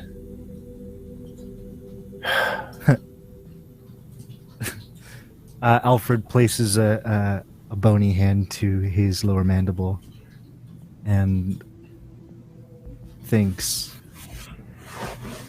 Then he looks to Hugh and signs. We could take it to the chemistry teacher. Maybe they can get the blood out. Yeah, we could, I guess. So at this point, Melvin comes along with his mum, and several other people have sort of been drawn out to the street at this point as the cries of commotion have been heard. People are sort of coming out in their nightgowns and squinting about what's going on, and there's someone dead. A police car is even starting to draw up not far from you guys as well. So Melvin, you and your mum come back. Oh my God, Kit, is he okay? No. As soon as Alfred sees that there are other people coming up, he grabs the note, kind of rolls it and folds it up and sticks it into his eye socket so people can't get to it. And he just kind of like stands there, all biology lab out. And biology lab doing is at this point? Just like sobbing, like she's just like inconsolable, like she doesn't know like what's like she's just beside herself. She was enthralled with him, and he is dead, and she's just not paying attention to anything, just crying. Okay. So yeah, the people are starting to descend on the scene. If there's anything else you'd like to do before, like police and everyone else get here, now would be the time. I'm crushed. I'm just covered in his blood and just, Yeah, I Melvin's can't even recover. Yeah, Melvin's probably kind of like tearing up himself. I mean, he didn't hate Kit. Kit was still a kind of like a mate. He was just jealous of him. And to see a mate like that, he is kind of like tearing up and almost sobbing. Can barely look. He's probably not in any fit state to do anything, really. Yeah. Alfred pops off a hand, and it kind of goes around like thing from the Addams Family, and he's going to start rooting around Kit, looking for Kit's wallet, other personal device, like other personal effects that would either be stolen if it was a robbery. But one thing he's looking for is Kit's ID to see whether or not he was an undead donor. Where, when you die, if you're marked as an organ donor, your organs go to the hospital. But I feel like, oh my goodness, an undead donor, whether or not he is supplied to be resurrected as an undead. He is not an undead donor, and you would suggest, having known Kit for a while, you know that's because his father, the Were-Lions, not about the undead. He the whole like pride, the pack of them are very, I guess, like they're proud of their like mortality and like who they are, and they don't want to be seen as like undead. And in fact, around this time, as the police car draws up, you see that Detective Martin Stansbury is on the scene. He arrives in style in his cop car, and as he kind of pulls up and jumps out, he starts like clearing the scene of other people who are showing up. Out of the way! And he pushes through into the past the gates, scene of the crime. Please step away, everybody. Detective Martin Stansbury here. On the case. Alfred rolls the lights in his eyes and signs with one hand to Hugh. Oh man, this guy. Minnie like runs up to him. No. Honestly, you gotta do something. I don't know. You gotta do something. He's just nothing, like, and like hitting him like on his legs, like, because I'm sure he's like tall, and she's like, you gotta just like weeping, just the worst of sounds that a woman can make. Please step I away sign from over. the scene. I have to interview you all about this. Fine, whatever. Mr. Gumshoe. Great. He ignores you, and sort of some other colleagues are sort of showing up on the scene as well, and sort of setting up that sort of police cordon around the sports field, and people are out. You actually see that the mayor himself arrives on the scene and pushes his way through the large wear line. He's like crying already. Let me see my son! Let me see my son! And he like pushes through and starts sobbing over the body of his dead son, Kit. There are probably like 50 people out. The police have tried to like get them back as far as possible.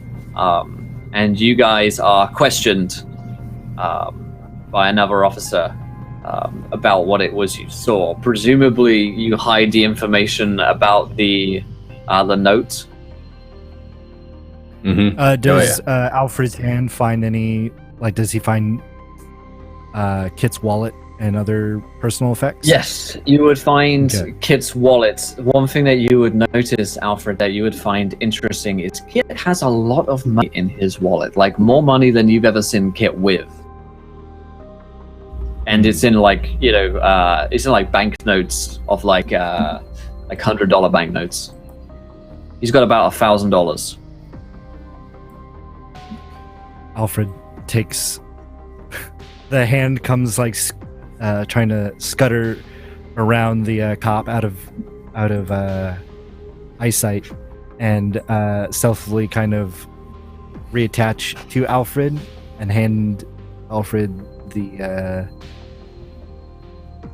wallet, and he kind of looks over at Hugh and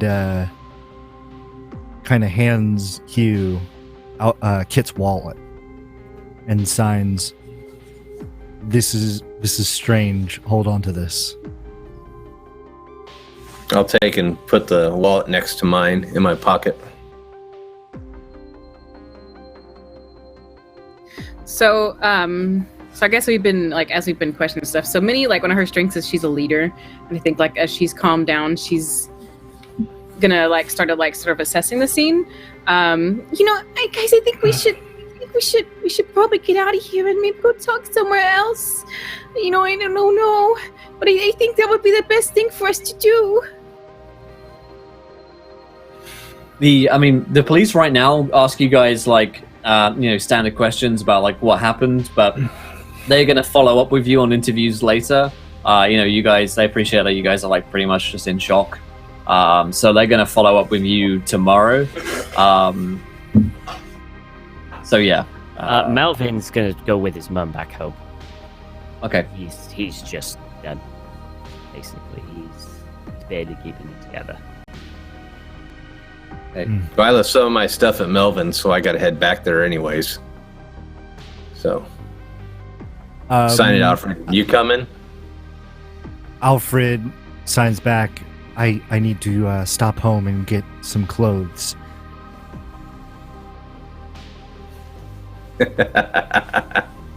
So you guys head, respectively back to your households tonight. Now, Kid's death weighs heavily upon your minds. Of course, it's very difficult to sleep. Whether or not you like the guy, he has died, and you are his friend, or close to him. But school is not cancelled. The next day, Headmaster Vladimir von Schmidt, death doesn't stop him from opening school. Melvin, your parents suggest that it's a good idea for you to, get back with your friends and hang out rather than, worry about it and be sad in your basement all day. So you do have an obligation, all of you. Your obligation is, of course, school. So are you guys going to school, or do you arrange not to go to school this morning? Maybe we've all like met at the bus stop. We can. Yeah. Okay. So let's pick things up the next morning at the bus stop. Student to skip school. If I'm honest, but he's gonna be miserable. He's just gonna. come on. I don't really feel like going to school today, guys. I wonder, maybe. Jeez, Melvin, are your parents? Is your mom still working and Chad's gone? Maybe we could go to your basement. Gee, Melvin, bet you have dying for that offer. He just kind of just looks sad and kind of just. You mean, Like, skip school? Well, it just seems really wrong to be at school today, Melvin. All things considered, and I don't even know if they've even cleaned the blood off of the field, and I don't want to see it. Now, Melvin has a weakness of susceptible to peer pressure. So if someone keeps pushing, he'll give in. However, he is a good student, so he does want to go to school. So he's kind of like edging at the moment. So his weakness is he's susceptible to peer pressure. So, Dude, you got food at your house or not? I'm not going to school today.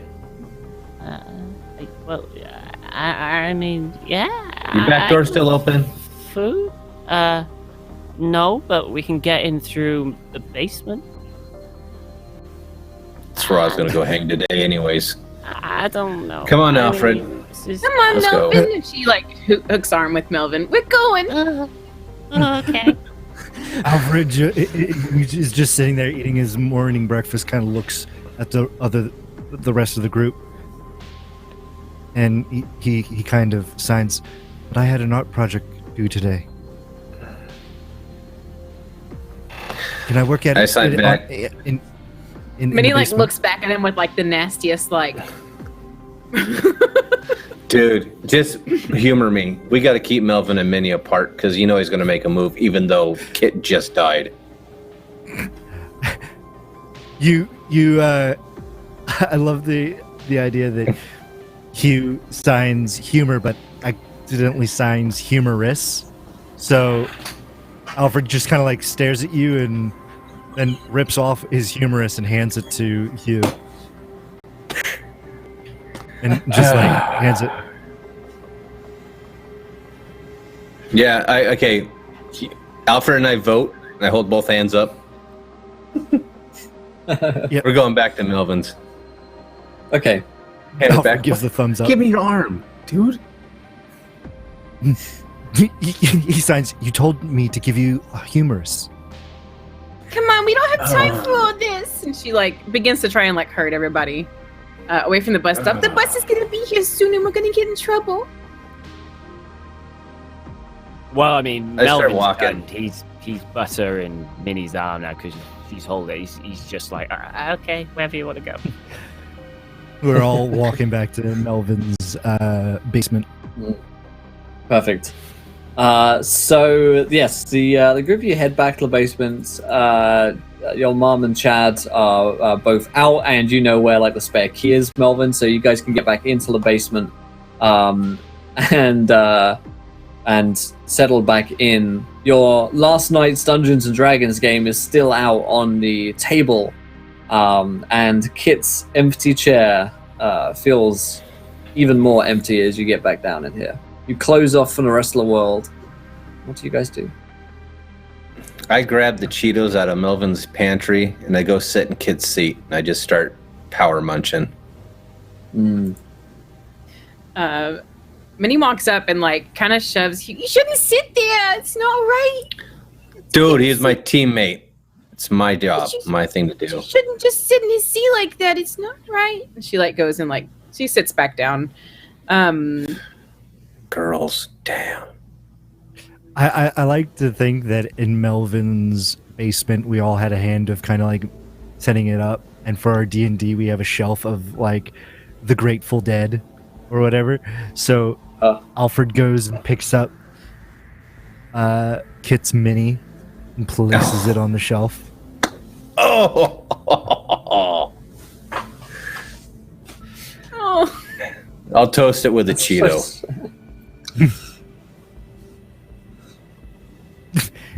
Alfred picks up a Cheeto as well, and as he munches it, it just crumbles. Total through him. bleaching is totally not done anymore. You are orange stained.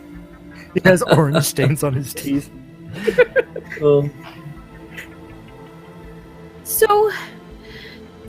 what do you guys think happened? There was a note or something, right? Did the police just take the note from you, Alfred? Or you still got that? Alfred bangs on the back of his skull and then pops out the note and hands it.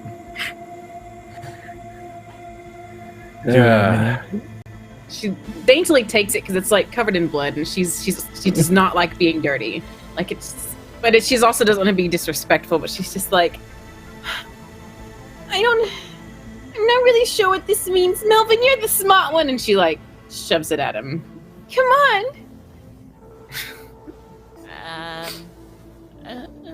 He's got blood, and he puts it down because he's got blood stains all over it. He's like, I don't know.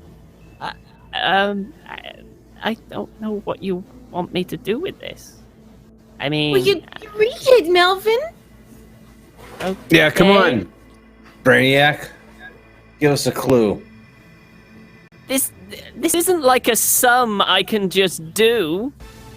I mean, because I haven't got anything for like pinpointing and looking for anything. It's not that he's a tinkerer. He just reads out what has already been. It's too much blood. I mean, if you could clean it, Oh, maybe. tell me too much blood, mister. I stand there while I'm trying to plug up the hole. Tell me about too much blood again. Yeah, I sat there and held him as he friggin' was oozing out while you sat there and ran to your mommy. Fight about this. When he wouldn't like us to fight about this right now. Come on. So one of Minnie's, and I'm not sure, like one of her moves, I guess, is like she has a comforting smile. So I want to see if she can turn to Melvin and like give him a comforting smile and kind of pat his back. Melvin, we're really, that officer man, I don't really know if we're... Composes herself and smiles at him. Melvin, you're the smartest one of us. If anyone's gonna figure this note out, it's gonna be you. Well, let me think. Okay. Well, I might know a few people from Science Club that might be able to get the bloodstains out so that we can see it a bit clearer. Maybe. I'm not sure, but we would have to go to school. Alfred slams his bony hands on the gaming table. His eyes flare with determination, and he looks over at Melvin and signs, "They must be sworn to the utmost secrecy." I want to say, and feel free to deny me, but I want to say there's like a guy who's like too nerdy for even you guys to be part of your D&D club that you have excluded so far because you have too many players, but he's always wanted to be in. I feel that it's like a group because for my starter moves, I've got the think tank, which I have a group of friends who will help you research almost anything, allowing you to outsource research while you do something else. So this was the library club, I think. Yeah, so this is even too nerdy for Melvin. These are beyond, kind of. They go beyond. Yeah. So these guys are probably like the library, the halfling librarian club, who all sort of worship the goblin librarian Anna, like she is a goddess. I mean, we'd have to go to the school library. So now we got to sneak back on campus. First we don't go, now we sneak back on. Oh, that's going to look real good for Coach. Well, it's still first period, so everybody's in class, and PE doesn't start until like third period. So I think we could totally sneak in. And school is like a minute away from my house, so it won't take long. I don't know why we were waiting for the bus, to be honest. All right. I don't know.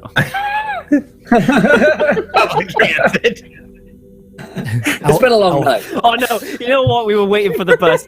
Melvin purposely goes to the bus stop for Minnie. For Minnie, who is further, further away from his house, just so. I feel like the undead don't use telephones, I feel like they use those old telegram tappers, like they had on like the railways. So he pulls one out and he looks at Melvin and signs, "You got a hookup?" I could make a hookup. Probably. I like expect you'd like a hookup. Just a port that I can plug this into. Sure, I could do it with the phone line. So I'm going to use my Tinkerer and possibly a little magic to make it work and hook up. Amazing. If I can do that. Sure you can. Oops, sorry. Well, we'll see, I guess. You can certainly try. Still Okay, electrocutes that's- everybody. Okay, so one success and one not success. Yeah, one Okay, success, so one failure. one success, one miss. Let's see. Scroll back up. There we go. Okay, rolling 1 or 0 successes means you need to bargain or offer them one. If you roll more misses than successes, you mess up. So here's again where we get to bargain. Basically, you got 1 success, 1 miss. So you're gonna be able to do something, but there's gonna be a complication in doing so. What do you think that complication might be, Tom? That it possibly doesn't go exactly to the place that he wants it. It works, but it doesn't go to where he wants it to go. It'll just go to a Sure. random location. Rings the old lady at the end of the street. Yeah, Hello? something like that. Yeah. Nah, ring to the cops. Yeah. Got the note, took his wallet. Alfred is Okay, so you going. think it's good. Oh, he's going to telegraph to his brother, the coach, and he like taps out the message. Will be late to school. Having silent vigil for Kit. Stop. Will return to you for pass. Stop. Allowing us to.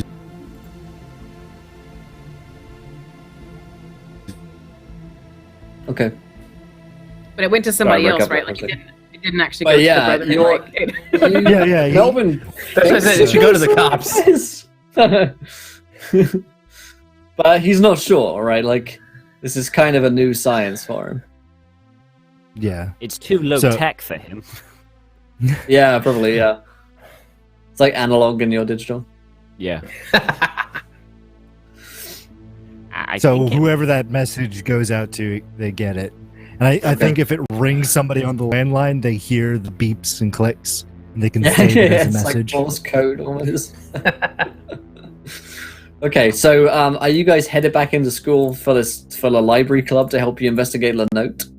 I am indeed. And I am going to use my quiet and unseen to kind of get into school, so it's not like I've been playing hooky. I've always been. Okay, so if you guys to get in. are looking to sneak back in, you can give me a test on that one using any bonuses that you might have in like sneaking around or just looking like you're meant to be there, I guess. Quiet. Slipping past. Minnie doesn't have any that like would help her in sneaking. I've got social butterflies, so I'll just try to blend back in with the group like I'd been there the whole time. Mhm. Okay. So come if out you of the don't, gym and just yeah.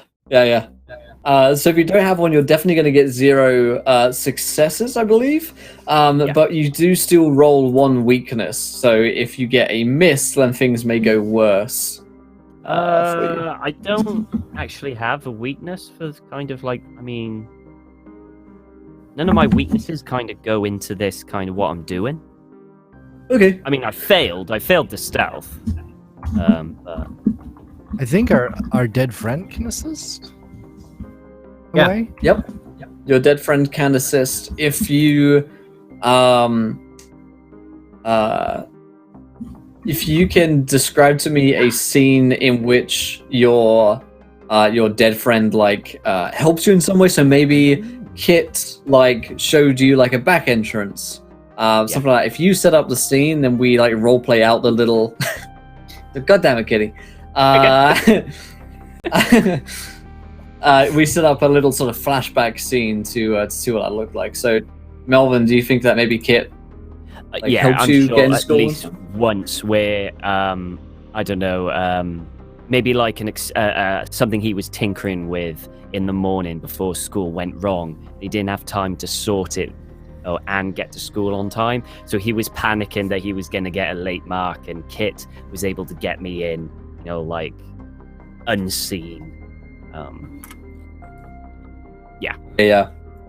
So yeah, we see a little flashback where Kit was both of you were late to school. He had like convinced you to go off and do something in the morning with him, and so you guys were like sneaking in, and so we see Melvin and Kit. He's like, come on Kit, come on Melvin, come on this way, and he kind of like almost grabs you by the back and like shows you Are you through. sure about this? Yeah, it's gonna be fine. And there is like a little hole in the fence, which Kit sort of like pulls up, sort of around the back of the school, and he starts crawling through it and holds it open for you to come through as well. Yeah, he'll crawl through. Okay. Thanks, Kit. All right, let's get going. Which way? Come on. And he shows you basically a route into the school where none of the teachers are ever looking, so it looks like you've always been there. So there you go. Yay! So Melvin knows this information that you guys can go around the back of that, so that will probably help all of you just get into the school. It's a busy day at school because right now it's the morning, so everyone's sort of getting in. And you guys aren't late enough to really have been missed at this point. However, you do have like classes. So are you going to your class, or are you going just to the library to talk to the the nerd club who are going to be there? Melvin, now he's in school, he's going to his class, and he'll go to the library when he's got a break. Okay. So, one of Minnie's like strengths is that she's an adult whisperer. Sounds vulgar, but it's not. Sure. Tell me how this happens. How this works. Okay. So she's just not like, it's just, she's not about going to class right now. She's just she has a focus and she has a drive in what she wants to do. Because like, her lover is dead and she's like, class can wait. So she's going to go to her teacher, and she's got tears and her makeup is stained and she's really rough, and so I want her to go to the teacher and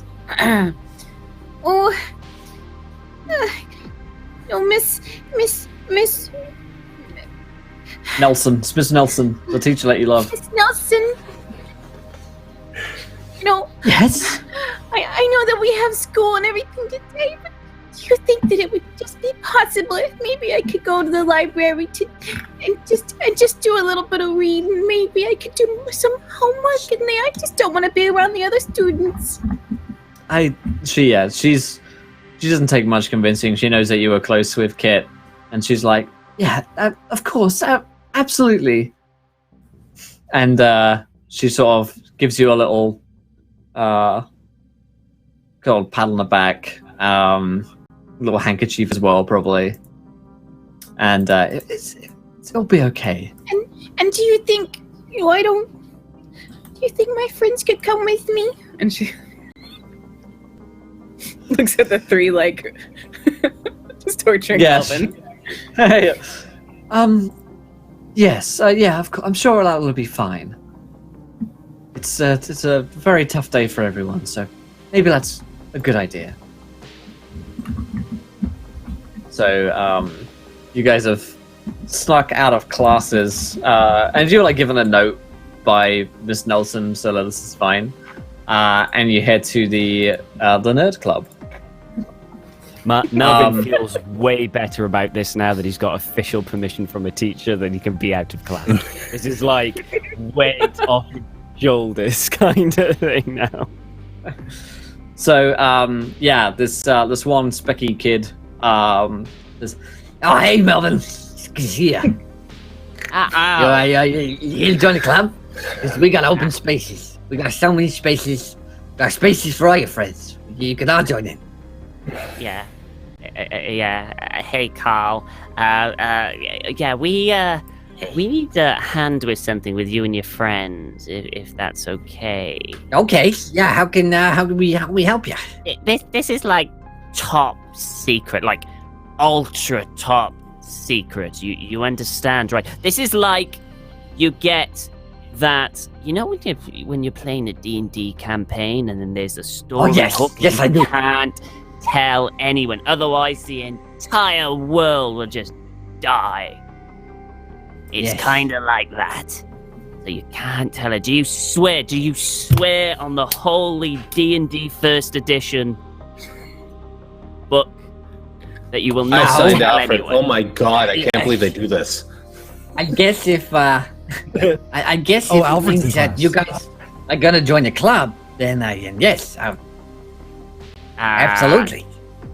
No, we won't join the club, but Hoogie back there won't beat the shit out of you if you don't do this. I can deal with that. You are halflings. Okay. Well, I guess that'll do. Hey, Minnie. Oh, hey. Dude, does everyone have a crush on Minnie? What the heck? What am I missing? Sorry about our kid. Oh, yeah, it's real sad. Real sad, man, you know? Yeah. Okay, so Mel, what do you got for me? Do we have a place to go privately? This is, as I said, top secret. This is a holy place. And he shows you to like the back of the library, like the library rec room. The saddest place. All right, Alfred. Go ahead. And remember, you tell anyone. And he points to... I think He Alfred's in goes, class still, yeah, right? he's going... Oh yeah, Alfred's... Oh no, we got class a right sword. now. I didn't mean to get a Alfred's in sword. class, but you had the note. I mean, Alfred can be there. He would have a note to be there if he wants to be, unless you want to be in class, Alfred. Oh right. I'll take the note. Alfred will be there. Sure. So Carl is going to take the note and sort of take a look at it with a magnifying glass for no particular reason. Yeah, I see. Classic case of bloody notes here. Well, I can do a bit of the cleaning it up. I guess making it look a little easier to read. Is that kind of thing you need? Exactly. No, we want the rest covered in blood. Ugh. Okay, I can do that. No. Don't use sarcasm with these people. They don't understand. No, we need. You want blood? I got blood. Yeah. Why do you have blood, Carl? I got more Why blood do you have than blood? you would That's believe. concerning. Some would say Yes, I yes. got too much Knock the blood. blood out of You're them. starting to worry The me. doctor Carl. said You're starting I to got too much blood in my body. Look, just clear the note up, Carl. Just clear the note up, please, and we'll be out of your hair. You are not selling this club for us. You're not selling this club. Well, it's fun club. It's just a bit of blood sometimes. Okay. Dude, Melvin, you found the people. These are not my people. Friggin' dogs. you're their all god. about it. Okay. I feel well, like when it's the gonna take me some undead- time, guys. Okay, it's gonna take me some time. So if you guys come back tomorrow, I'll have it sorted for you. Okay? when the undead Tomorrow. get irritated, So, I guess tomorrow. Yeah. their bones chitter and crack. So he looks over at this little halfling. His eyes kind of flare, and just the most disgusting sounds of popping and cracking bones just fill this entire library. And he's like, you will get it. He'll sign to the halfling. You will get it done as soon as possible, if not Okay, yes, immediately, or I will hang you, rump first, from the flagpole. That's where my blood is. Okay. I got Hughie you. totally mistranslating it, heard hump first. So, What? No, rump foot, like wedgie. oh, He's going I to got be that. the new Okay. flag. All right. Okay. Okay. You got this, Carl. Yeah. I got this. I got this. Okay. We'll be here Yeah, tomorrow. he sweats. Okay, so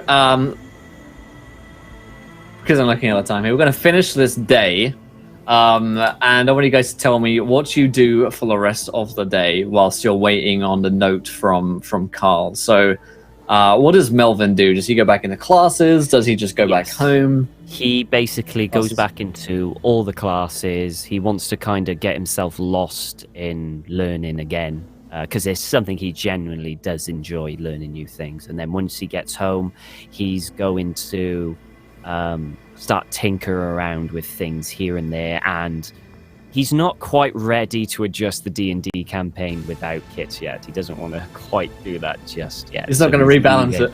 Not yet. No, he doesn't want. He's putting that off. But he's going to tinker with the table, and he's just going to tinker all night until he can go to bed. Amazing.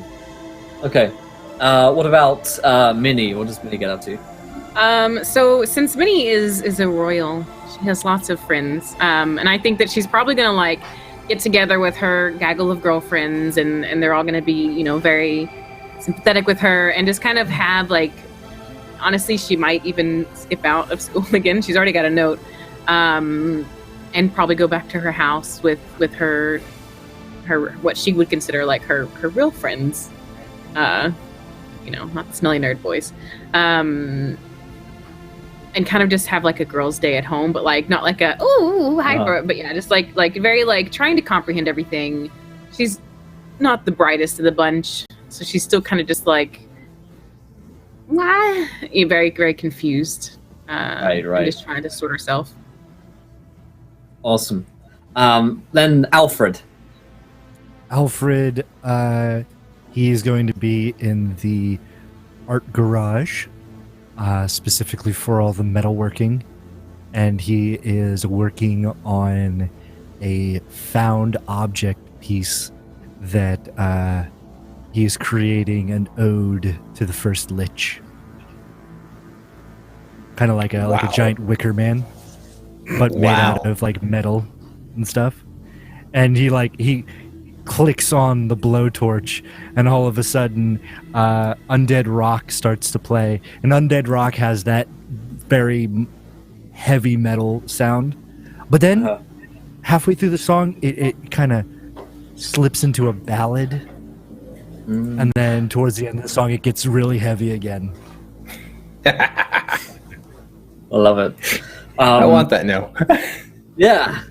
And then Hugibor. Now, if you don't mind, I take a little lead on this one for you, Drake. Hugibor, you go through the rest of the day. The things that your late friend Kit told you weigh heavily upon your mind, even though you haven't told the rest of the group about them yet. You yourself, obviously, pretty racked by the whole situation. What is it that you would like to do tonight, Hugibor? Tonight, after the team, of course, gets together and does their own silent vigil for him and technically retires Kit's number, I'm going to hit the gym, work till I'm sweated, exhausted, and then probably come home and just collapse and just not want to deal with the fact that this should have never happened to Kit. Absolutely. So we're gonna just probably walk through the door, leave the door wide open, just head straight to the room, and chuck my ball across the room and just not deal well with it. Absolutely. So the next morning, when Melvin, Alfred, and Minnie come back to school, you guys are terribly disturbed in the early morning to find that Hugibor at the bus stop is lying dead against the lamppost, shot through his heart. And that is where we're going to end tonight's episode of Americana. Alfred's jaw just drops from his skull. Actually drops. Oh my god. Well, my friends, with Hugibor dead, the mystery continues. Now we have 2 dead teenagers in our Jerkwater town with undead goblins and teenage mysteries to unsolve. We're going to have to wait until next week to find out what's really going on here and whether or not these kids can solve the mystery. But if you enjoyed tonight's show, definitely go ahead, check out Americana on Kickstarter. It's an awesome, fun game. You've seen a whole lot of what goes into the process, that kind of Session Zero style, create your characters, create the town together, create all the NPCs, all the risks and challenges, and then start playing the game. It's really fun, really collaborative. I really enjoyed that. And I love how much sort of improv is involved in this whole thing. From all sides of the table, which is great. Rather than just a DM telling you guys what the story is, it was really nice to write the story together in a lot of ways. So that was great fun. Of course, we're sticking around here on the channel. We're doing Tabletop Voices. Rich Landry's going to be with James DeCastro for an interview, and then later on we have a roll-up Warhammer 4th Edition character creation show with Jim Davis and Frost from Fire. And we're going to give away a set of tabletop loot dice in a minute here as well. If you enjoyed tonight's show, hit the follow button and join us. But let's go around the cast and crew. Did we enjoy ourselves? And what did you guys think of Americana? And where can we find you guys online, of course? Let's start with Kitty. How was that? It was awesome. The whole concept is really, really cool. I love anything that I can like fully just improv in, and I don't have to worry so much about rolls and checks and how to joust properly, because like it just goes over my head. Yep. You know, so it's really like just I don't know, the whole concept of getting to build the world, like because we did a little bit with the Game of Thrones, and that was a lot of fun, and it was so much more in depth with this, and that was just a total blast. So I think it's a really great concept and a great time. The 50s were an interesting period in the world. But no, hi, I'm Awkward Kitty Inc. I am a freelance artist and a roleplay streamer here on Twitch. You can come check me out there, or on Twitter, Instagram, all the things, all the stuff. And I'm here on Monday nights with the Game of Thrones. And it's absolutely wonderful. Fantastic stuff. Yes, definitely come along on Monday to see us in action there. Great stuff. Tom, Redundant UK, how's that, my friend? That was a lot of fun. I really enjoyed that. I enjoyed the actual creating of the town, all the characters, the fact that it is a collaboration between all of the players and the storyteller is a fascinating and fantastic way of doing it. So we kind of get an idea on who all these characters is. We got a general background, but it still gives the storyteller enough wiggle room to add like additional things to it that you don't know. I enjoyed the system that, again, as you said, it's a lot of improv. I'm a person who loves improv. I love role-play systems where it encourages role-playing instead of just min-maxing and just roll after roll after roll, because I feel that the role-play is lost when it's like that. So when an encounter comes, it's an encounter, and all role-playing goes out the window until after the encounter, and I'm not a big fan of that. I like it throughout. So I'm very excited. Will's classic for cliffhangers at the end of episodes, so I can't wait till next week to see what the hell is going on, because I had no idea that was happening. It's a good job he didn't come over for a sleepover. So yes, myself, I'm Redundant UK. I also am on Encounter Roleplay on Wednesdays at 6 p.m. BST, and what was it, like 1 p.m. Eastern or something like that? Yeah. So like doing Call of Cthulhu Masks of Nyarlathotep. Somewhat darker than this, I would imagine. Somewhat somewhat more serious, but equally as fun. So you can check me out there. In addition, I do stream on Twitch with Redundant UK, and you can check me out on Discord, Twitter. Just check out Redundant UK and you'll find me. So hopefully I'll see you all Wednesday. Awesome, fantastic stuff. And Zippy, how is that, my friend? How's it going, guys? I'm Zippy Zippo. I am a variety streamer on here. I just stream a bunch of different games that I enjoy. Right now, we're going through Dark and Light, which came out with a new DLC, which is fun. I do a bunch of D&D stuff around Twitch. I hop from channel to channel and play games. I always love to play here on Encounter Roleplay. But I also do Mardekainen's Path to the Plains over on the Greyhawk channel every Wednesday. Fantastic stuff. Thanks so much, Zippy. And Drake, you won't be with us next week. You're actually going to have a special guest joining us next week to continue the mystery. But Drake, it was great playing with you, my friend. How was that? That was actually fun. I really like the Americana style. I like the RP. It's really, a great system. I've been hooked since I printed out the PDF and started taking a look at it.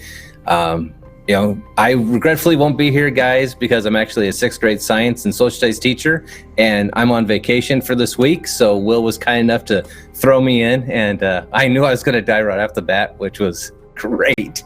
Love that part. And Will's always great to bring me in. I really appreciate it every time we do have a break. You guys were a great crew to actually play with. I'm going to be watching in class on my cell phone with my headphones in. My students aren't going to know it. I'll give them a test of the day so I can actually catch on and see what's going on. But you can also catch me. I locally stream high school sports as well as other things, either at Drake Arfini on Twitter or Havasu Online TV. And as I get closer to retirement, hopefully I'll get more into the normal streaming and role-playing. Awesome. Fantastic. Thanks so much, Drake, and the rest of the crew. It's been amazing fun. A big thank you again to Sandy Pug Games for sponsoring today's game. If you haven't checked it out yet on Kickstarter, go ahead and do so. We've got our second episode, 2 of 2, so we've got a little 2 short here. Maybe we'll do some more episodes down the line if the mystery continues, because this crew is so much fun. But definitely check out Americana on Kickstarter. Backlum sends the Encounter Roleplay love over. But it's time for our next show and to give away some sets of dice. So until next time, my friends, try not to roll too many nat ones, because we want to be laughing when you do. Good night, everybody. Bye. Bye. Kill your friends. Bye.